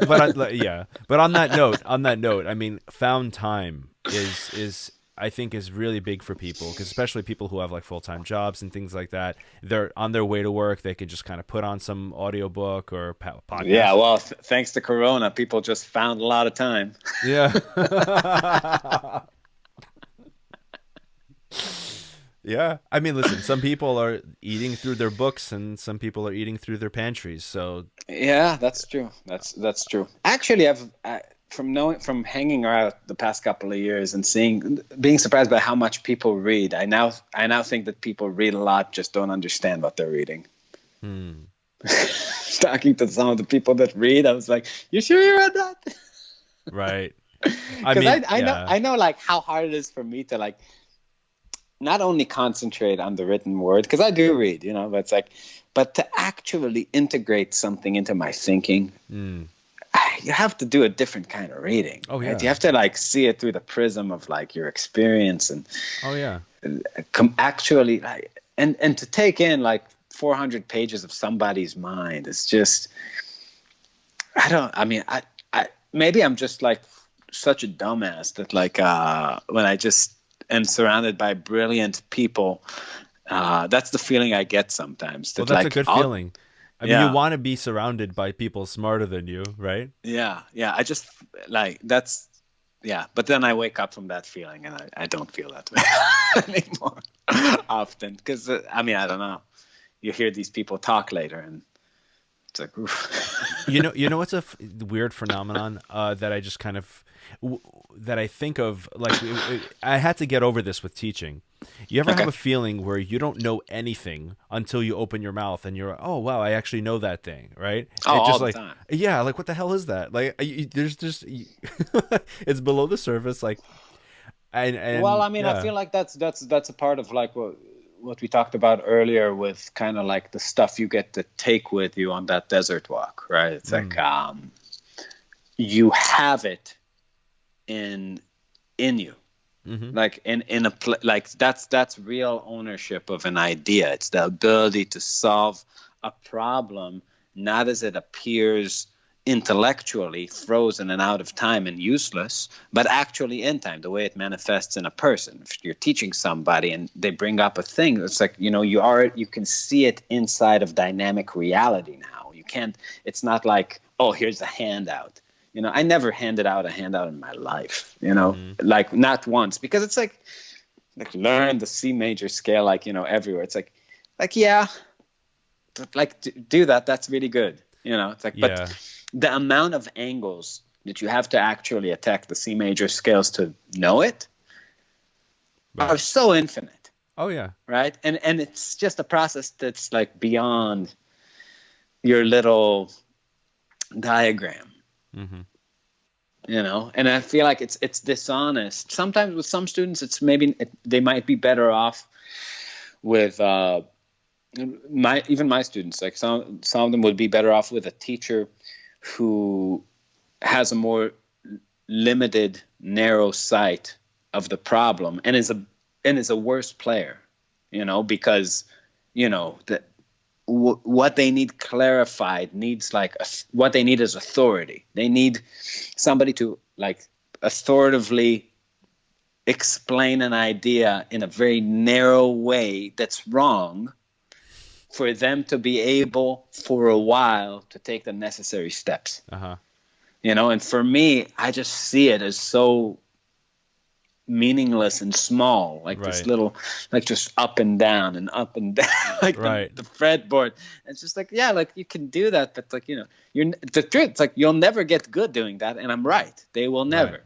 The fact that they would need to do that for a few months and then do something else and another thing and another thing and another thing, that's closer to the truth. Mm-hmm. But it's like this. I'm just again, I understand too that I am a good teacher for people who choose me, for some people who choose me as their teacher. Right. And it's like, and to tailor yourself constantly, to shift, to have no center is you're also going to miss out on all the people that you can help by calling things as you see them, Mm-hmm. you know? Right. Now, you see, like when I'm teaching, I'm learning. I'm sitting there and I'm exploring with them, right? Sure. And so I want them to see me learning as I'm Mm-hmm. teaching them, to see me like questioning things like, oh, that's interesting. This is tied to this. And then that, like, and they see where I'm at, right? And I try to express that, right? I've been teaching since I started playing. It just happened Mm-hmm. to be that like 6 months into my playing, stepdad wanted his daughter to learn, and me, I didn't know what I was doing. I was just showing her YouTube videos, right? And Mm-hmm. then I actually got into it, and but so I feel like I'm more intimately connected with my students just from that. But I mean, that's kind of been, like, what was that, 17 years ago, right? So Yeah. it's like, That's quite a bit of time. it is quite a bit of time. But I've dealt with beginners since then. Yeah. Most students are beginners. So, um, but it's, yeah, just that exploration. And Mm-hmm. one thing as a tangent, I one thing I teach to students is understanding how muscle memory works, right? Mm-hmm. Right, and I speak about it from a neurological point of view, and understanding, like don't make a motion. Everything that you do with your hand, absolutely every little motion is a synaptic firing between two neurons, and that you're reinforcing with every little motion, right? So just patience is like so key. Just freezing them in time at every given step, and then visualizing the next motion to doing that. But that's a purely technical kind of thing. Mm-hmm. Um, But yeah. Yeah, I mean, on that, I say something similar, which is I always tell people not to have a computer game mentality it's not like stages where you can play a passage, wrong 5 times and right twice, and you're on to the next stage. Right. So the mind just makes the mind carries the statistic of success forward. So if you fuck it up 7 out of 10 times, that's exactly what you're going to carry into the gig. Exactly. So the scalable solution is time. So you slow things down to a place where you can play it perfectly every time. Yeah. Yeah, and then like like if a student plays something wrong, if they've allowed themselves to play something wrong a number of times, like let's say 9 times, and they play it right once, and then they don't slaughter them. Throw them in the fire. No, like what I mean, like that's not where practice ends. That's where practice begins. Right. Because there's a reason that you messed up, and you gotta locate it and work it. Yeah. So you say you eat healthy, right? Like very healthy. What is very healthy? What does your diet look like? Well, I mean, I eat very healthy. I don't know how healthy it is. What's your philosophy like if you have kind of a foundation? Well, I used to be I was vegan for a few years. Okay. I was vegan for a few years, and I really think that was unhealthy. at the end of the day, that's been my conclusion on that whole experiment. Balanced diet, not a lot of carbohydrates, that's for sure. Lots of vegetables seems to be a very solid idea. After listening to Peterson, I went on like a 1.5-month carnivore diet. How was that? That was the most fun I had in my life. Oh my God, it felt so insane from day one. That's like I really felt like I was gonna follow his footsteps and just start a meth habit. No, I'm kidding. But like I was just eating bacon in the morning, and then like a steak, and then another steak, and repeat, just every day. No vegetables, just meat. Right. I loved it. It was wonderful. But I mean, I did feel like I felt good, but it did feel like I was gonna just have a heart attack and die. Like that idea was in my head, and I just did it, lost weight, felt great. But then, like the fear of like it's so insane to do it. Well, it's insane. I couldn't sustain it. Social perspective, right? Could just be internally. It's like every idea I had in my mind was like, do not fucking do this. Like you gotta eat some peppers or a tomato, eat a cucumber. So yeah, now I eat eggs in the morning. I make a 5-calorie salad, which is just the idea is that that needs to have at least 5 calories. Yes. So I always have that. So eggs in a salad, and for lunch, I cook a lot. So right now I have fish soup that I've made. I don't know, for dinner, probably gonna, eat some leeks and some sort of meat. I don't know, sometimes pork, chicken, beef, just like pretty. It's closer to keto, but some sugar. I don't know. Drink 2 cups of coffee a day. Okay, so that's interesting. I mean, that's like, that's kind of how I eat for the most part, right? If I'm controlling, right? Because I'm a foodie. I do like my food, and I live with a professional chef. I just happen to have a housemate that's a pro chef. Yeah, shout out to Susan Brearley. But and she doesn't cook in a restricted way. She'll make whatever. Right. And if she heavy makes cream on if she biscuits. if she makes scones, I will eat scones. I'll eat more than one. Right. I'm guilty. But my thing is time restricted eating right now, and fasting and things like that. Intermittent fasting, that thing? Combination of intermittent and even several day fasting. Although right now during this Corona thing, Peter Attia basically said, if you know Peter Attia is? Mm-hmm. Yeah, so Peter Attia is saying on Tom Bilyeu's live stream yesterday, he was talking about how like how to stay healthy during this kind of thing. Exercising is great. It'll up your immune system, but not too much, right? And as far as diet's concerned, you don't. Well, I mean, like you don't want to do multi-day fasts because they put a lot of Sure. stress on the body. But time restricted eating doesn't seem to have any downsides, and so it's good for people to, because if they're home all day and they're used to kind of grazing when they're home and just eating throughout the day. I can't do the little meals thing, right? When I eat, and so it's better, at least for me, to just kind of limit the window in which I eat, like intermittent fasting or warrior diet kind of thing.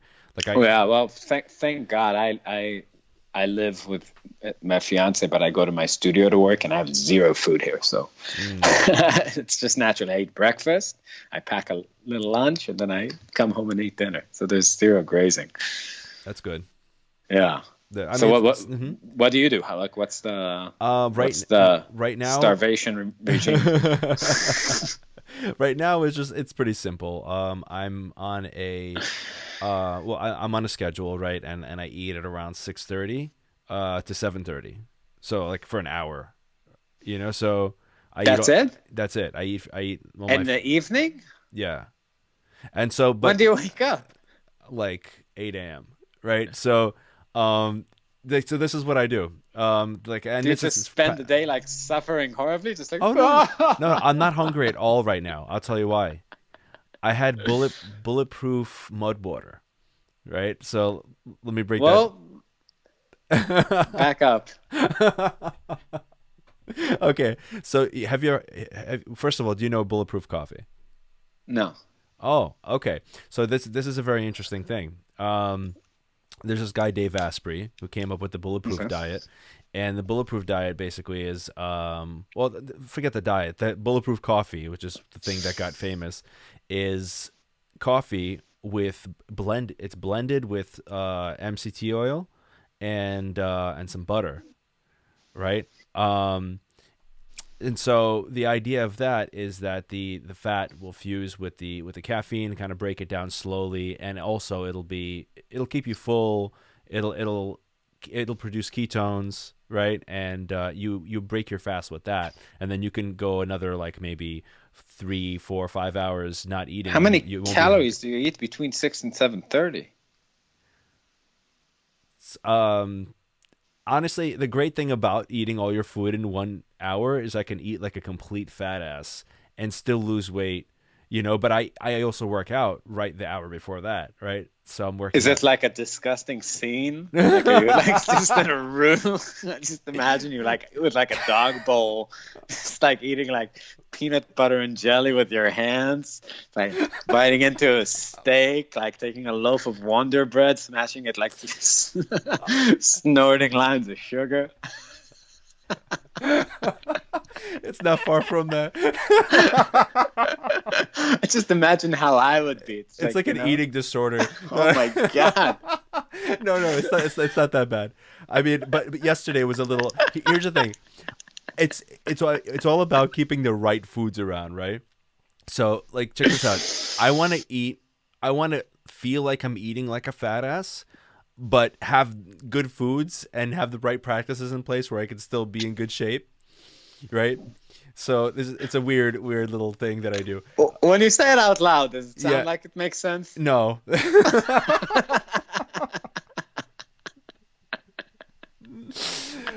Oh, dude, I wonder if like this kind of like experimental spirit's gonna take over like the world of like teeth brushing too. Just do like I wake up at like 3 a.m. every other day, just Listerine. That's the right way to do it. Oh man. But like what I ate yesterday. So check this out. I made like a sort of like well, I have like I bought this ice cream. Listen, this ice cream is actually pretty decent ingredients. I forgot the company name, but first of all, it's on sale, right? Second of all, it's 20 grams of protein and it's 340 calories for the whole pint. And I can't eat less than the pint. Like I have to eat the entire pint. Wow. Yeah. Right. Jesus, man. Yeah. No. More power to you. I had a live stream where I'm like, I have an eating disorder, right? I mean, I was a fat kid, right? Me too. Yeah. Yeah, Awesome. So we've both overcome that, right? I think actually that was the energy Hmm. that fueled my guitar playing. Okay, break that down. Huh? Wait, you know what? I'll finish my ice cream thing, and then Yeah. you break that down so people can get Hmm. this gist, right? So this ice cream has 20 grams of protein, right? And then I made like a kind of a milkshake thing, right? So I threw the ice cream in the blender with a scoop of chocolate whey protein, and just a little almond milk, and it was just delicious. It was awesome. I just ate it. I can't imagine with Yeah. with this kind of thing. However, were you a fat kid? I don't stop, dude. I don't stop. Yeah, yeah. No, I mean, it's yeah. I lost, like, I was really fat in like middle school, and then I lost weight when I was like 17. And Hmm. I gained some in college a little bit. Then I lost it again. Um, and I've been, like slightly yo-yoing through the years, but nothing crazy. But I do think that there's something for me. I don't. Everybody's different, but with music, you know, especially socially, it was something like there was a way when I like dive deeply into the psychological, like premise that like happens in the mind of a kid who's fat in like middle school and high school. I think that there's kind of an automatic desire, especially in the way like women look at like other people, that like you're not triggering a sort of immediate response, like immediate desire in people visually, Mm, right? Aesthetically, it skips over you. And if you're a sensitive person, you notice that. mm, You notice that people aren't responding to you and looking to you a certain way. And I feel like it changed with the years, thankfully. But like, with art and with music, initially with playing, it was just to put something out, to push. It's almost like, like a visual, like, you push out air to elicit a response, to elicit desire, you know? And so you basically play guitar to get laid. well, no, I mean, but it wasn't to get laid. I mean, it definitely was. It wasn't like it was. I think a lot of people. It wasn't. I mean, it would be like just the kind of way that you were trying, the kind of attention you were trying to get back. I mean, it wasn't sexual. You know what I mean? Mm, It was something else. And I have played guitar too. I have gone through phases like that too. It just wasn't like that. right. Initially, it changed, and in general, I mean, I don't think, I do think also when it comes to that side of things about playing guitar to get laid, it seems to me like women tend to be attracted to men that are interested in women, not to men that are interested in women being interested in them. Right. You know what I mean? Oh yeah. And it's like they see through that. They see Oh through yeah. if you're trying to make them Well, want you. interested in them in particular. Yeah. Yeah, in Yeah. them, just actually love women, and I Yeah. was like, for honestly, I was always interested in playing. Hmm. Like, I mean, obviously, I love my fiance. I've loved women in my life, but you know, that this was a separate place, and to integrate them is unhealthy for sure. But I'm saying the fat kid energy definitely was the initial fuel, or one of them, just to elicit this response, it's Hmm. almost like hypnosis.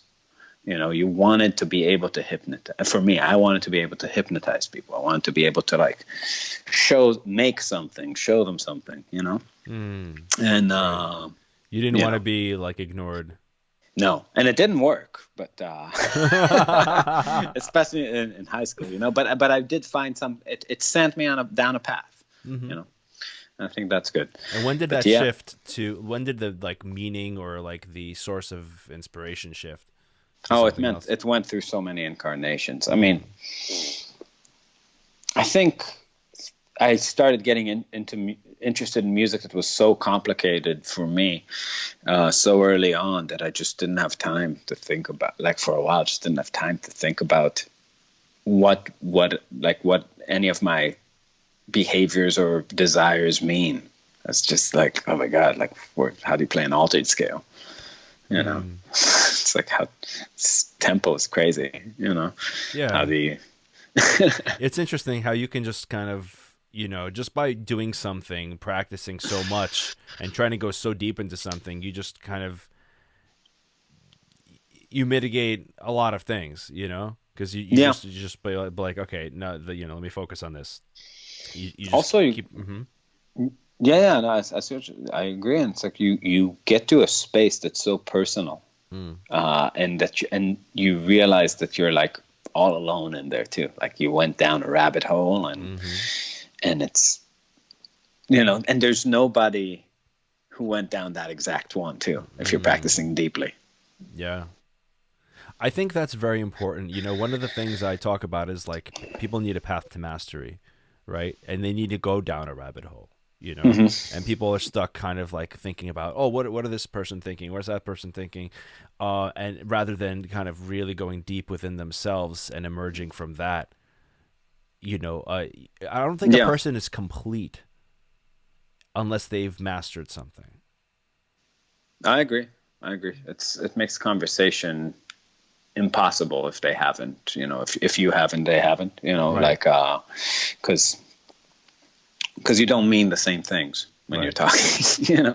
But yeah, it's strange. Also, there needs to be like life in the music, and even if for me, it's like I practiced a lot. I also I played, I don't know, 1,500 gigs, like with Marbin. Wow. We were on the road 300 days a year. Holy shit. Forever. Like we played a lot of shows. And I mean, I don't think that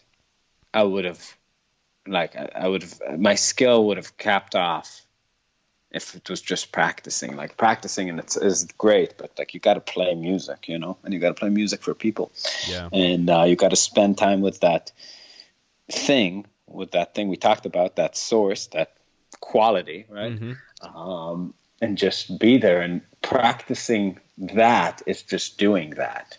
And the more you do it, the better you get at it, and then you can maybe go home and examine the problems and engineer solutions.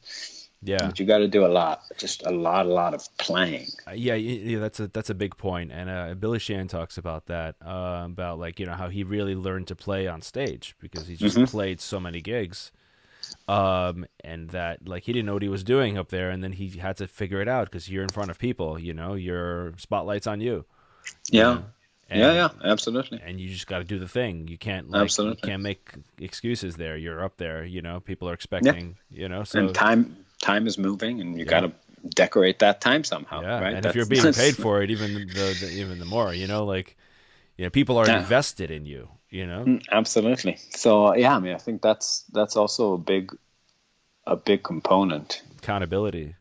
Yeah, for sure. But you kept yourself accountable to practicing.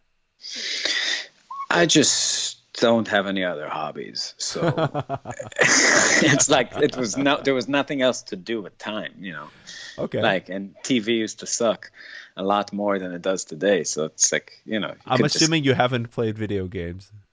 I stopped consciously when I was 14. That's pretty early age. You're lucky.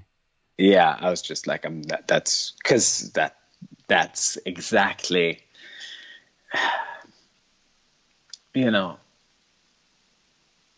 it's solved.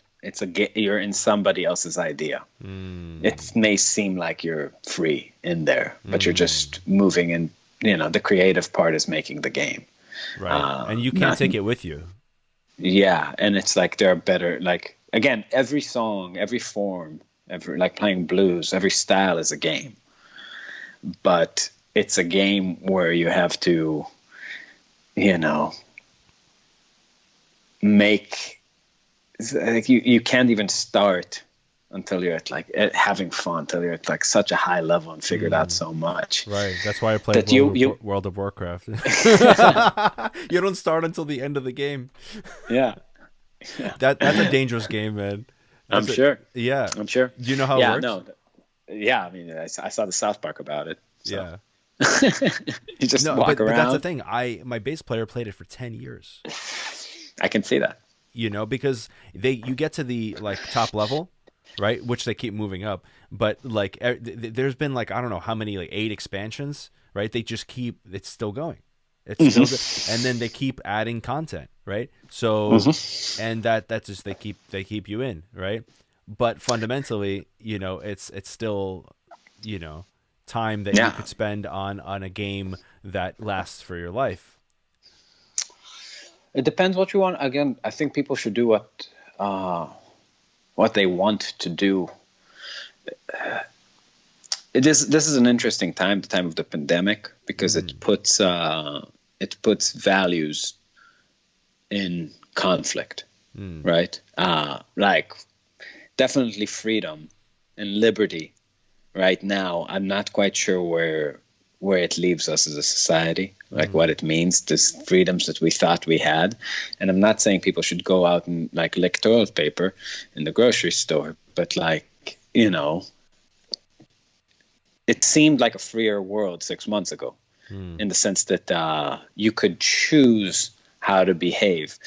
And a big part of the American vision, that whole Adam Smith thing of the invisible hand and the guiding thing in capitalism, was to harness the energy of selfishness into productivity. And when you turn it against itself, when you say it's going to work is selfish, you're endangering the public, stay home, you are creating a 180-degree turn of selfishness and dislodging, and it's really the fuel of our Western way of life. So there's a damage that you're doing there that I'm not sure that could be undone. Milton Friedman has a great quote where he says that crises are the only moments of change, and the changes are made with the ideas that are laying around at the time. And right now we have a lot of dangerous ideas laying around. We have a lot of very Bolshevik kind of communist ideas running around and we're fresh out of the 20th century. And you see totalitarian tendencies in governments and people right now. You see like this thing like, do not go out. We are the in group, you are the out group. Now, I'm not saying that you should go out, but I'm saying that this intuitive sense of knowing what right and wrong is and what justice is and what the right thing to do is the most dangerous notion, and the amount of uniformity behind it is terrifying. And it's a complex kind of thing to talk about.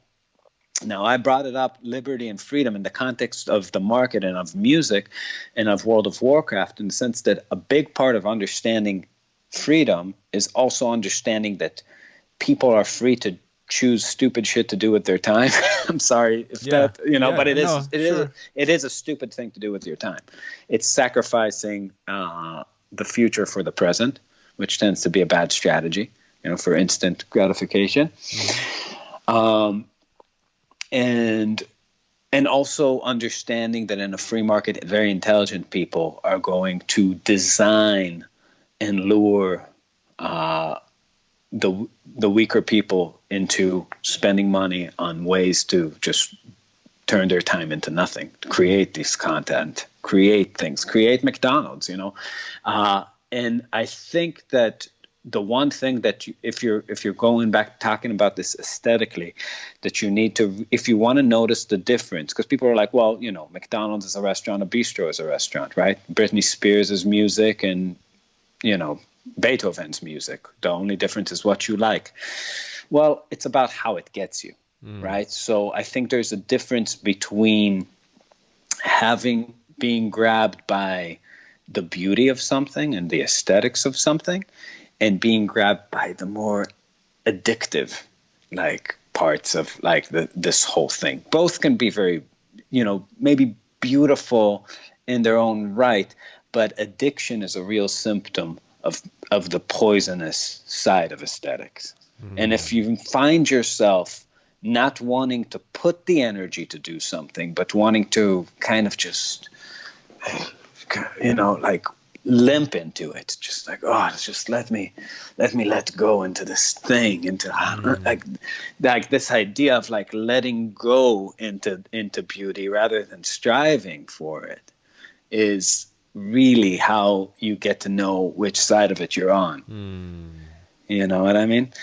And I feel like it's never like, oh, just let me play guitar, it's so easy. It's like, no, it doesn't work like that. You're gonna sound terrible to yourself, right? You're not gonna like how you sound if you just are absolutely limp. You gotta like find this place that's pushing, you know. Yeah. Yeah, that's deep, Don. That's deep. So, like, do you live on a particular schedule, or do you like kind of freestyle it? What do you? I freestyle, but I work all the time. Okay. So I mean, I I work till about, like now during this time where I'm home all the time with the pandemic, is I work till 5 or 6. I go to work at 8.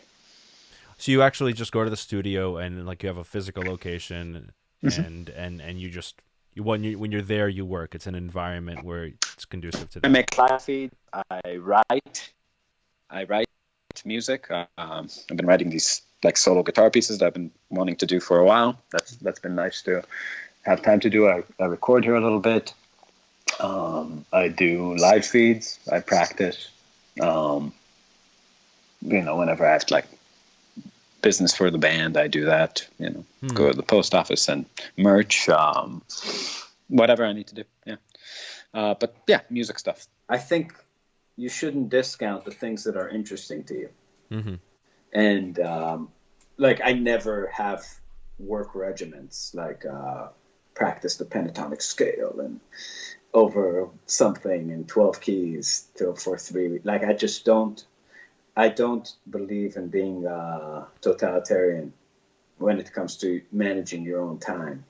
I think that if you're in tune with what's interesting to you, then you get to attack things with energy that's productive. Yeah, well, I mean, one thing you have is a singular focus in that you work on music primarily, and that's Yeah. like your thing, right? Mm-hmm. And I find that if when I'm doing that kind of thing, then that it works very well. I just kind of stay steeped in it. You go to an environment that's conducive to that, and that's what you do there, right? It's not like you're Mm-hmm. gonna sit around and just waste time there, right? So you're gonna do the thing.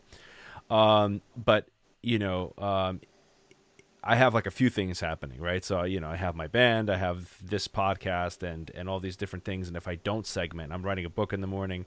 If I don't segment like my time, and those things don't get tended to, right? So there Yeah. there needs to be some at least loose form of structure. Yeah. Otherwise, I fall off the map. Yeah.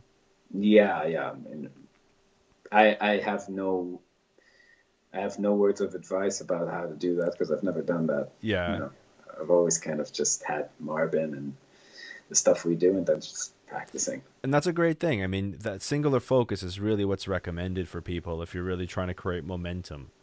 Hmm. Either singular focus or you just make sure you put an ample time into that thing, right? Yeah. But yeah, I mean, I am slightly totalitarian with my time. That it works for me. But here's the thing: it's not totalitarian in that Yeah. there is. I'm listening to myself and like, okay, you know what? I this feels like it feels off, right? It feels like I'm forcing myself. It should be something that I'm enjoying the whole time, and I get to do all those things, right? And if I Hmm. didn't set myself up to do those things, I wouldn't get to them. But I like doing them, right? Sure. And I do them for as long as I want to do them. Hmm. And so it's rather than the schedule being made and then me following this rigid structure that I've sort of created, it's more of like, I do that at first and then I sort of feel it and then it molds to me rather than me molding to it. Sure. Yeah. I mean, I don't know. It will be interesting because I've never really been home for too long. Like we've always gone on the road. You know, like I would have these like mini routines for like a few weeks, month, but Do you I've get never been home depressed for like a stretch. for like? Uh, Are you kind of being do I thrown out get of the sorts? Yeah. right now? Am I getting depressed, or have I gotten depressed? Both. I have, yeah. Yeah, I usually, yeah, right now, actually not depressed. It's an interesting time. You Mm. know, I it does seem like the world has changed in some sort of soon. Oh, you kind of cut off for a second. You And that said, is, oh, yeah, I'm yeah. just saying it's a Mhm. frightening time. Yes. Just because our way of making money uh, has been totally like cut right now. Um, so in that sense, it's strange.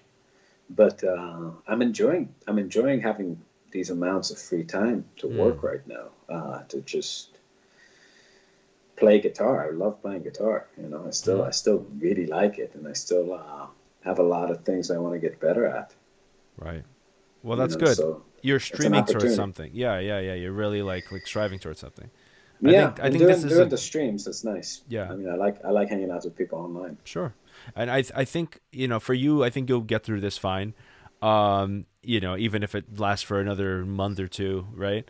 Um, Although it'll be, it's interesting. It's definitely strange for those people who are so reliant on other people telling them how to live and working a 9 to 5, and now they're home, just, Hanging out, yeah, staring at I can't their imagine. navel.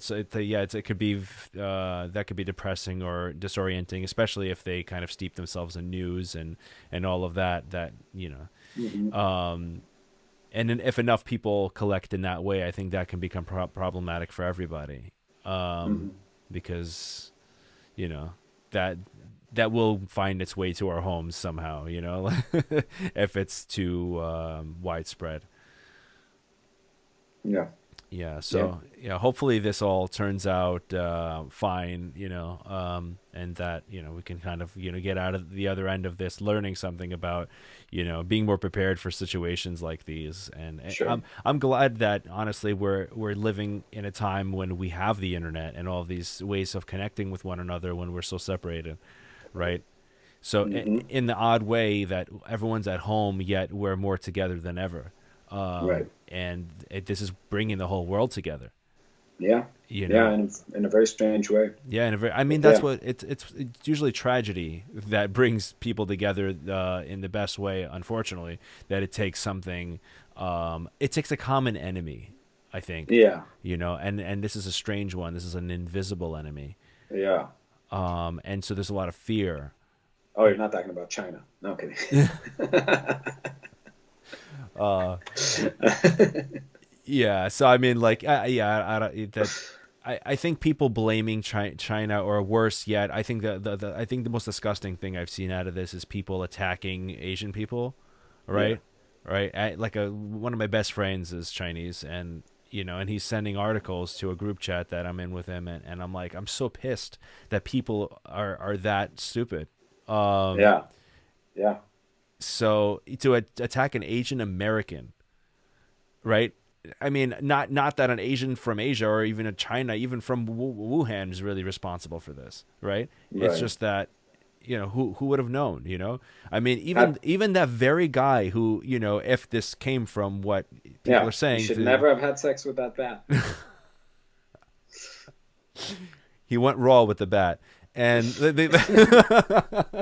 even the guy who went raw with the bat, I mean, how would have how he wouldn't have known. You know what I'm saying? Like, he's just hungry and he's just trying to eat, Yeah. So it could have happened with anybody. And for us to kind of, point fingers at other people or a particular group of people, I think it's just the people's weaknesses and in general, just not being responsible for their own lives. And I think this whole conversation has been taking responsibility for your whole life in some way, right? Yeah. I mean, yeah. I mean, again, I think a part of freedom is also the freedom to not take responsibility for anything. Just maybe if you're choosing not to take responsibility, understand that the consequences are going to happen, and you know. The problem with people not taking responsibility is that they'll fall onto others, and others will have to take responsibility for them, right? Hmm.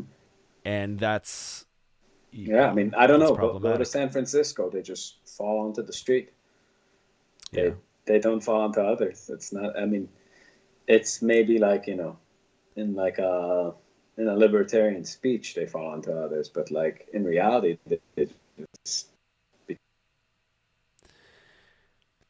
But you see, the thing is, we're not talking about like, you know, mhm. homeless people here. We're just talking about people who were, you know, bad guitar players. But, you know, that's like the homeless version. Right, Aesthetically, I guess. So, you know, but it's the same. But it's the same thing, just applied to the arts. right, So you don't, you know, yeah, how you treat your time, how you treat yourself, how you design your day, or how you follow your, like, if you're more like me, you don't need to design your day, but like how you follow your interests with right. some sort of sense of There's like passion. intention. Yeah, Yeah, and yeah, I mean, it's complicated, and not everybody's going to be the next Coltrane, you know. yeah. Uh, I just hope that this kind of pushes people, musicians and others, into really kind of considering their direction. Like this yeah, kind of shake things up a little bit, and usually when things get shaken up, people are forced to evaluate. And yeah, hopefully from that reevaluation, people kind of reach a good amount of people reach a good place. And that's not everybody. There's going to be a lot of sure. people just sitting and jerking off, and that'll be it. Yeah, I mean, I Yeah. think for me, and like me and you have a difference in the way, like, I feel like you, just from hearing you talk, like I feel like you want to be an agent of positive change in the world, which is a good thing.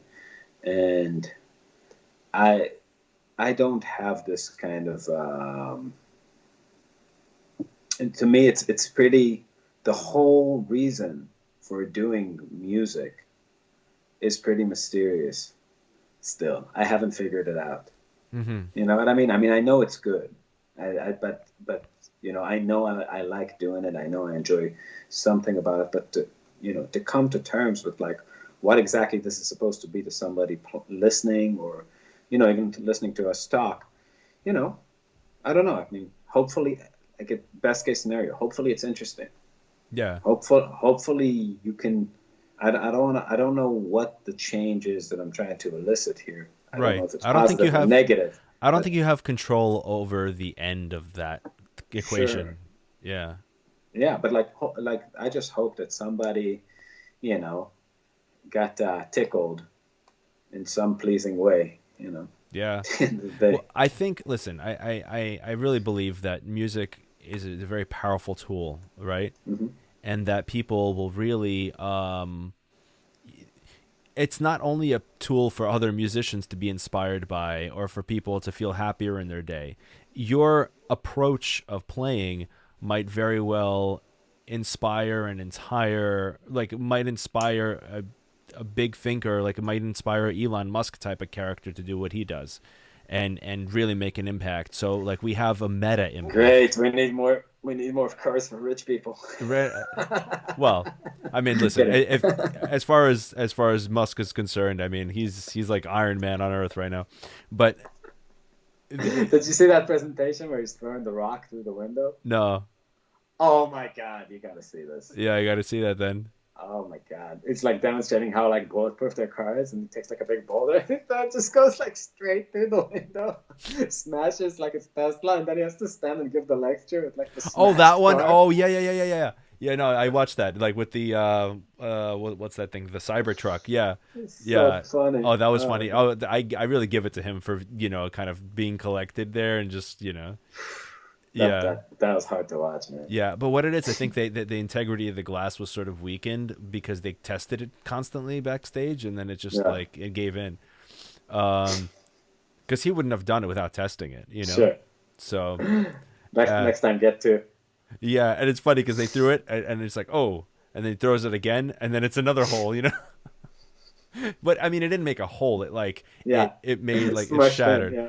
Right. Listen, if you're shot at and that's what results, that's good. You know, honestly, like you don't get the bullet in you. You get like kind of a shattered window. That's you know. I wonder, dude, you're forgiving. We need to go together to like jam sessions. Like somebody's like playing all these wrong notes. Like, listen, it's like at least he made a note. Right. Might not be fitting on this chord, but I am an optimist. there is a chord. Right. Right. I'm a very hopeful, optimistic type of person.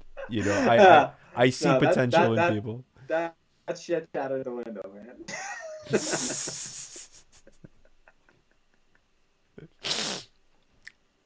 Hey, listen, it doesn't take away from the rest of the car, right? Yeah, it's an amazing rest of the car. Yeah, yeah. I mean, but what I was making is like we're meta impactors, okay? Hmm. Meaning that not only can we impact people directly, but we can impact someone who's impacting, right?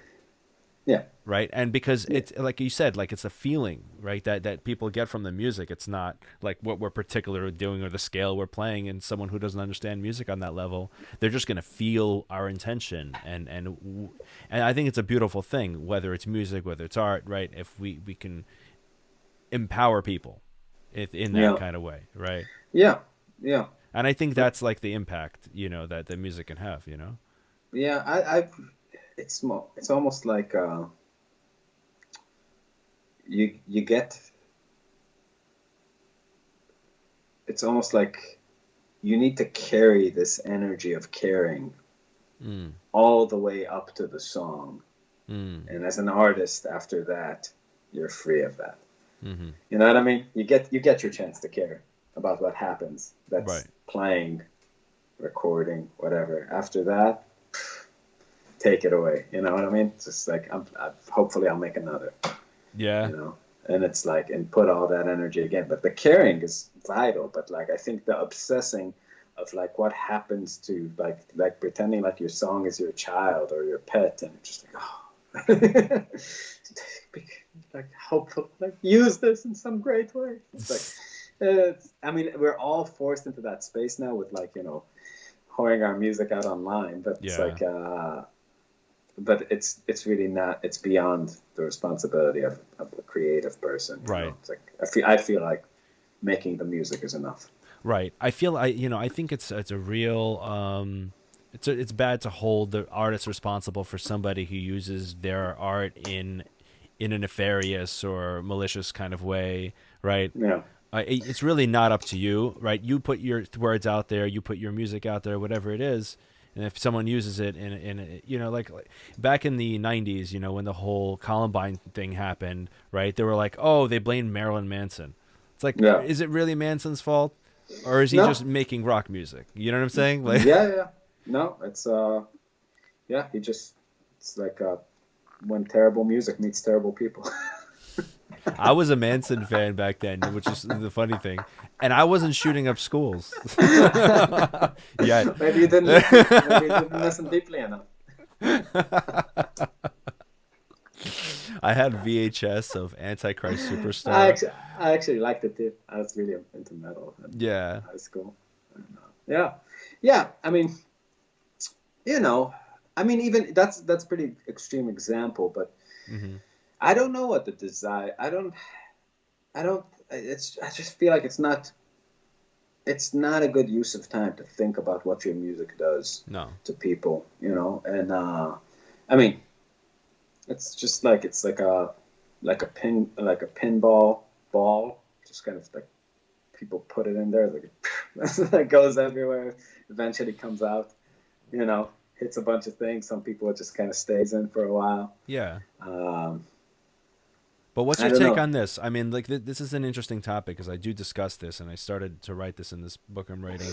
Like, Hmm. what if your intention, like, let's say you are a very kind of troubled person, right?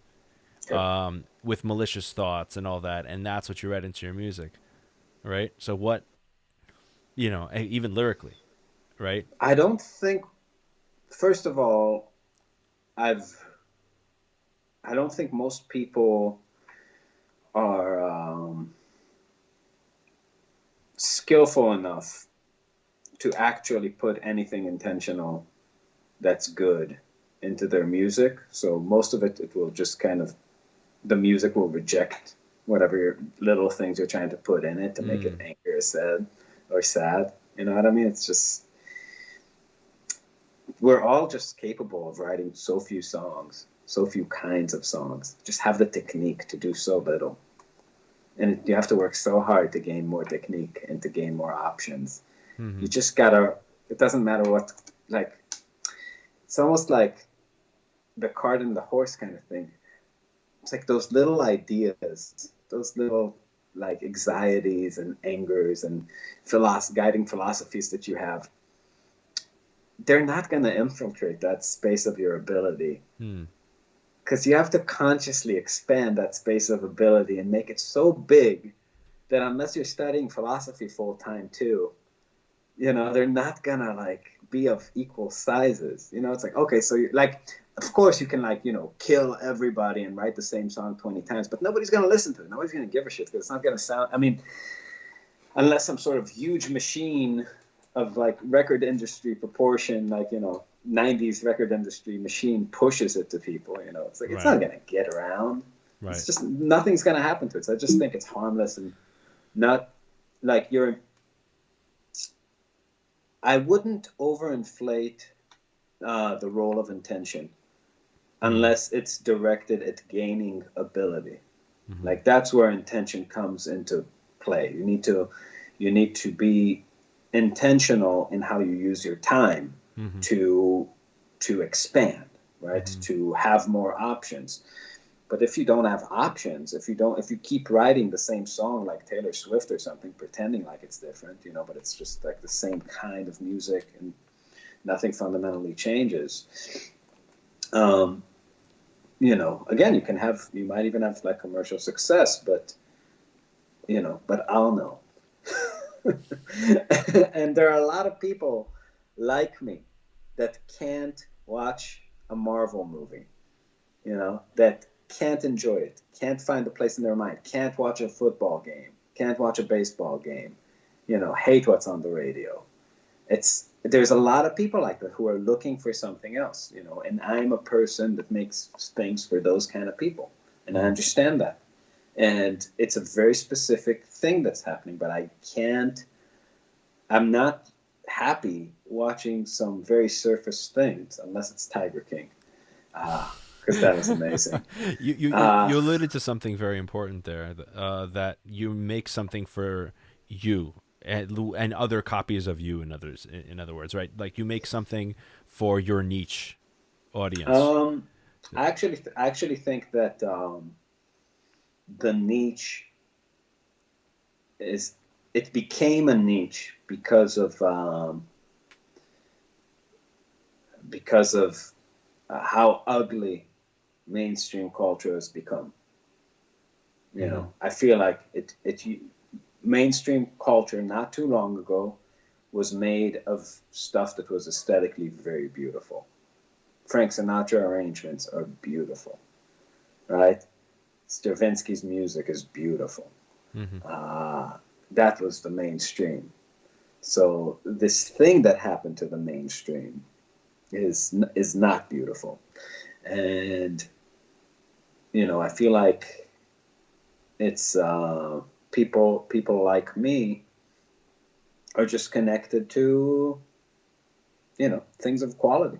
That's how I see it, and I don't feel like that's a subjective statement. Do you think the artists, right? Do you think the artists caused that whole development, or do you think it's business people who caused that whole development, you know, into the pop mainstream? Because I think it's more of the latter than the former. I think it's that conflict that I talked about a second ago between freedom and quality, and the fact that you can have a lot of commercial success making something with very little quality. Well, that's the reason why you can have commercial success making something of little quality is because, you know, if you plug into the system run by these businessmen, right? That Not necessarily. It's mm, because I think it's because you understand that in freedom, mm, people are free to choose garbage, and other people are free to produce it for the people who are free to choose it. And that's a part of what you gain by not living in a kingdom. It's a part. It's what you lose by not living in a monarchy. That comes with other horrible disadvantages, right? mm, So it's choosing between things, but that's the downside of freedom. That mm, is that, like, the way the market turns a blind eye to ugliness and to shallowness mm, and to lack of quality. But I think it's worth it because you're also free to make quality things and beautiful things. You just can't make people, you know, more in touch with something than they are. They're free to be as ignorant and not. And again, I don't think it's a geographical thing. Unlike a lot of my predecessors in fusion, I don't believe in flyover states. I've seen people. I've traveled the whole country playing pretty sophisticated music in every market, and every state has people into it. where are you based? Uh, Chicago, Okay. and and I and I'm,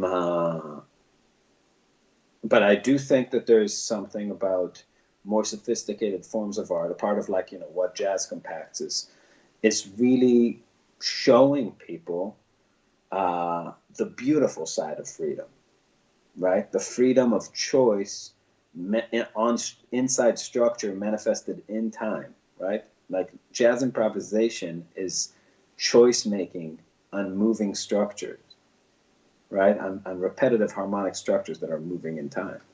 And the fact that there's an underlying form and system to music that you can kind of use as a palette of color to make aesthetic things, it's for people who have no background in music in general, that just know top 40 stuff on the radio and just have an experience with this.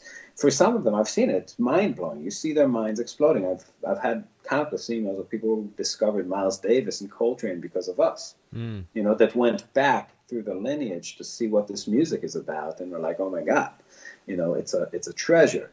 And I think that's really, in a sense, your role as an artist is to be a link mm, uh, between generations, right? That T.S. Eliot said that about poets, is that the role of poets is not only to write poems, but to connect the lineage, to connect English back to Shakespeare, to where the words maintain their meaning.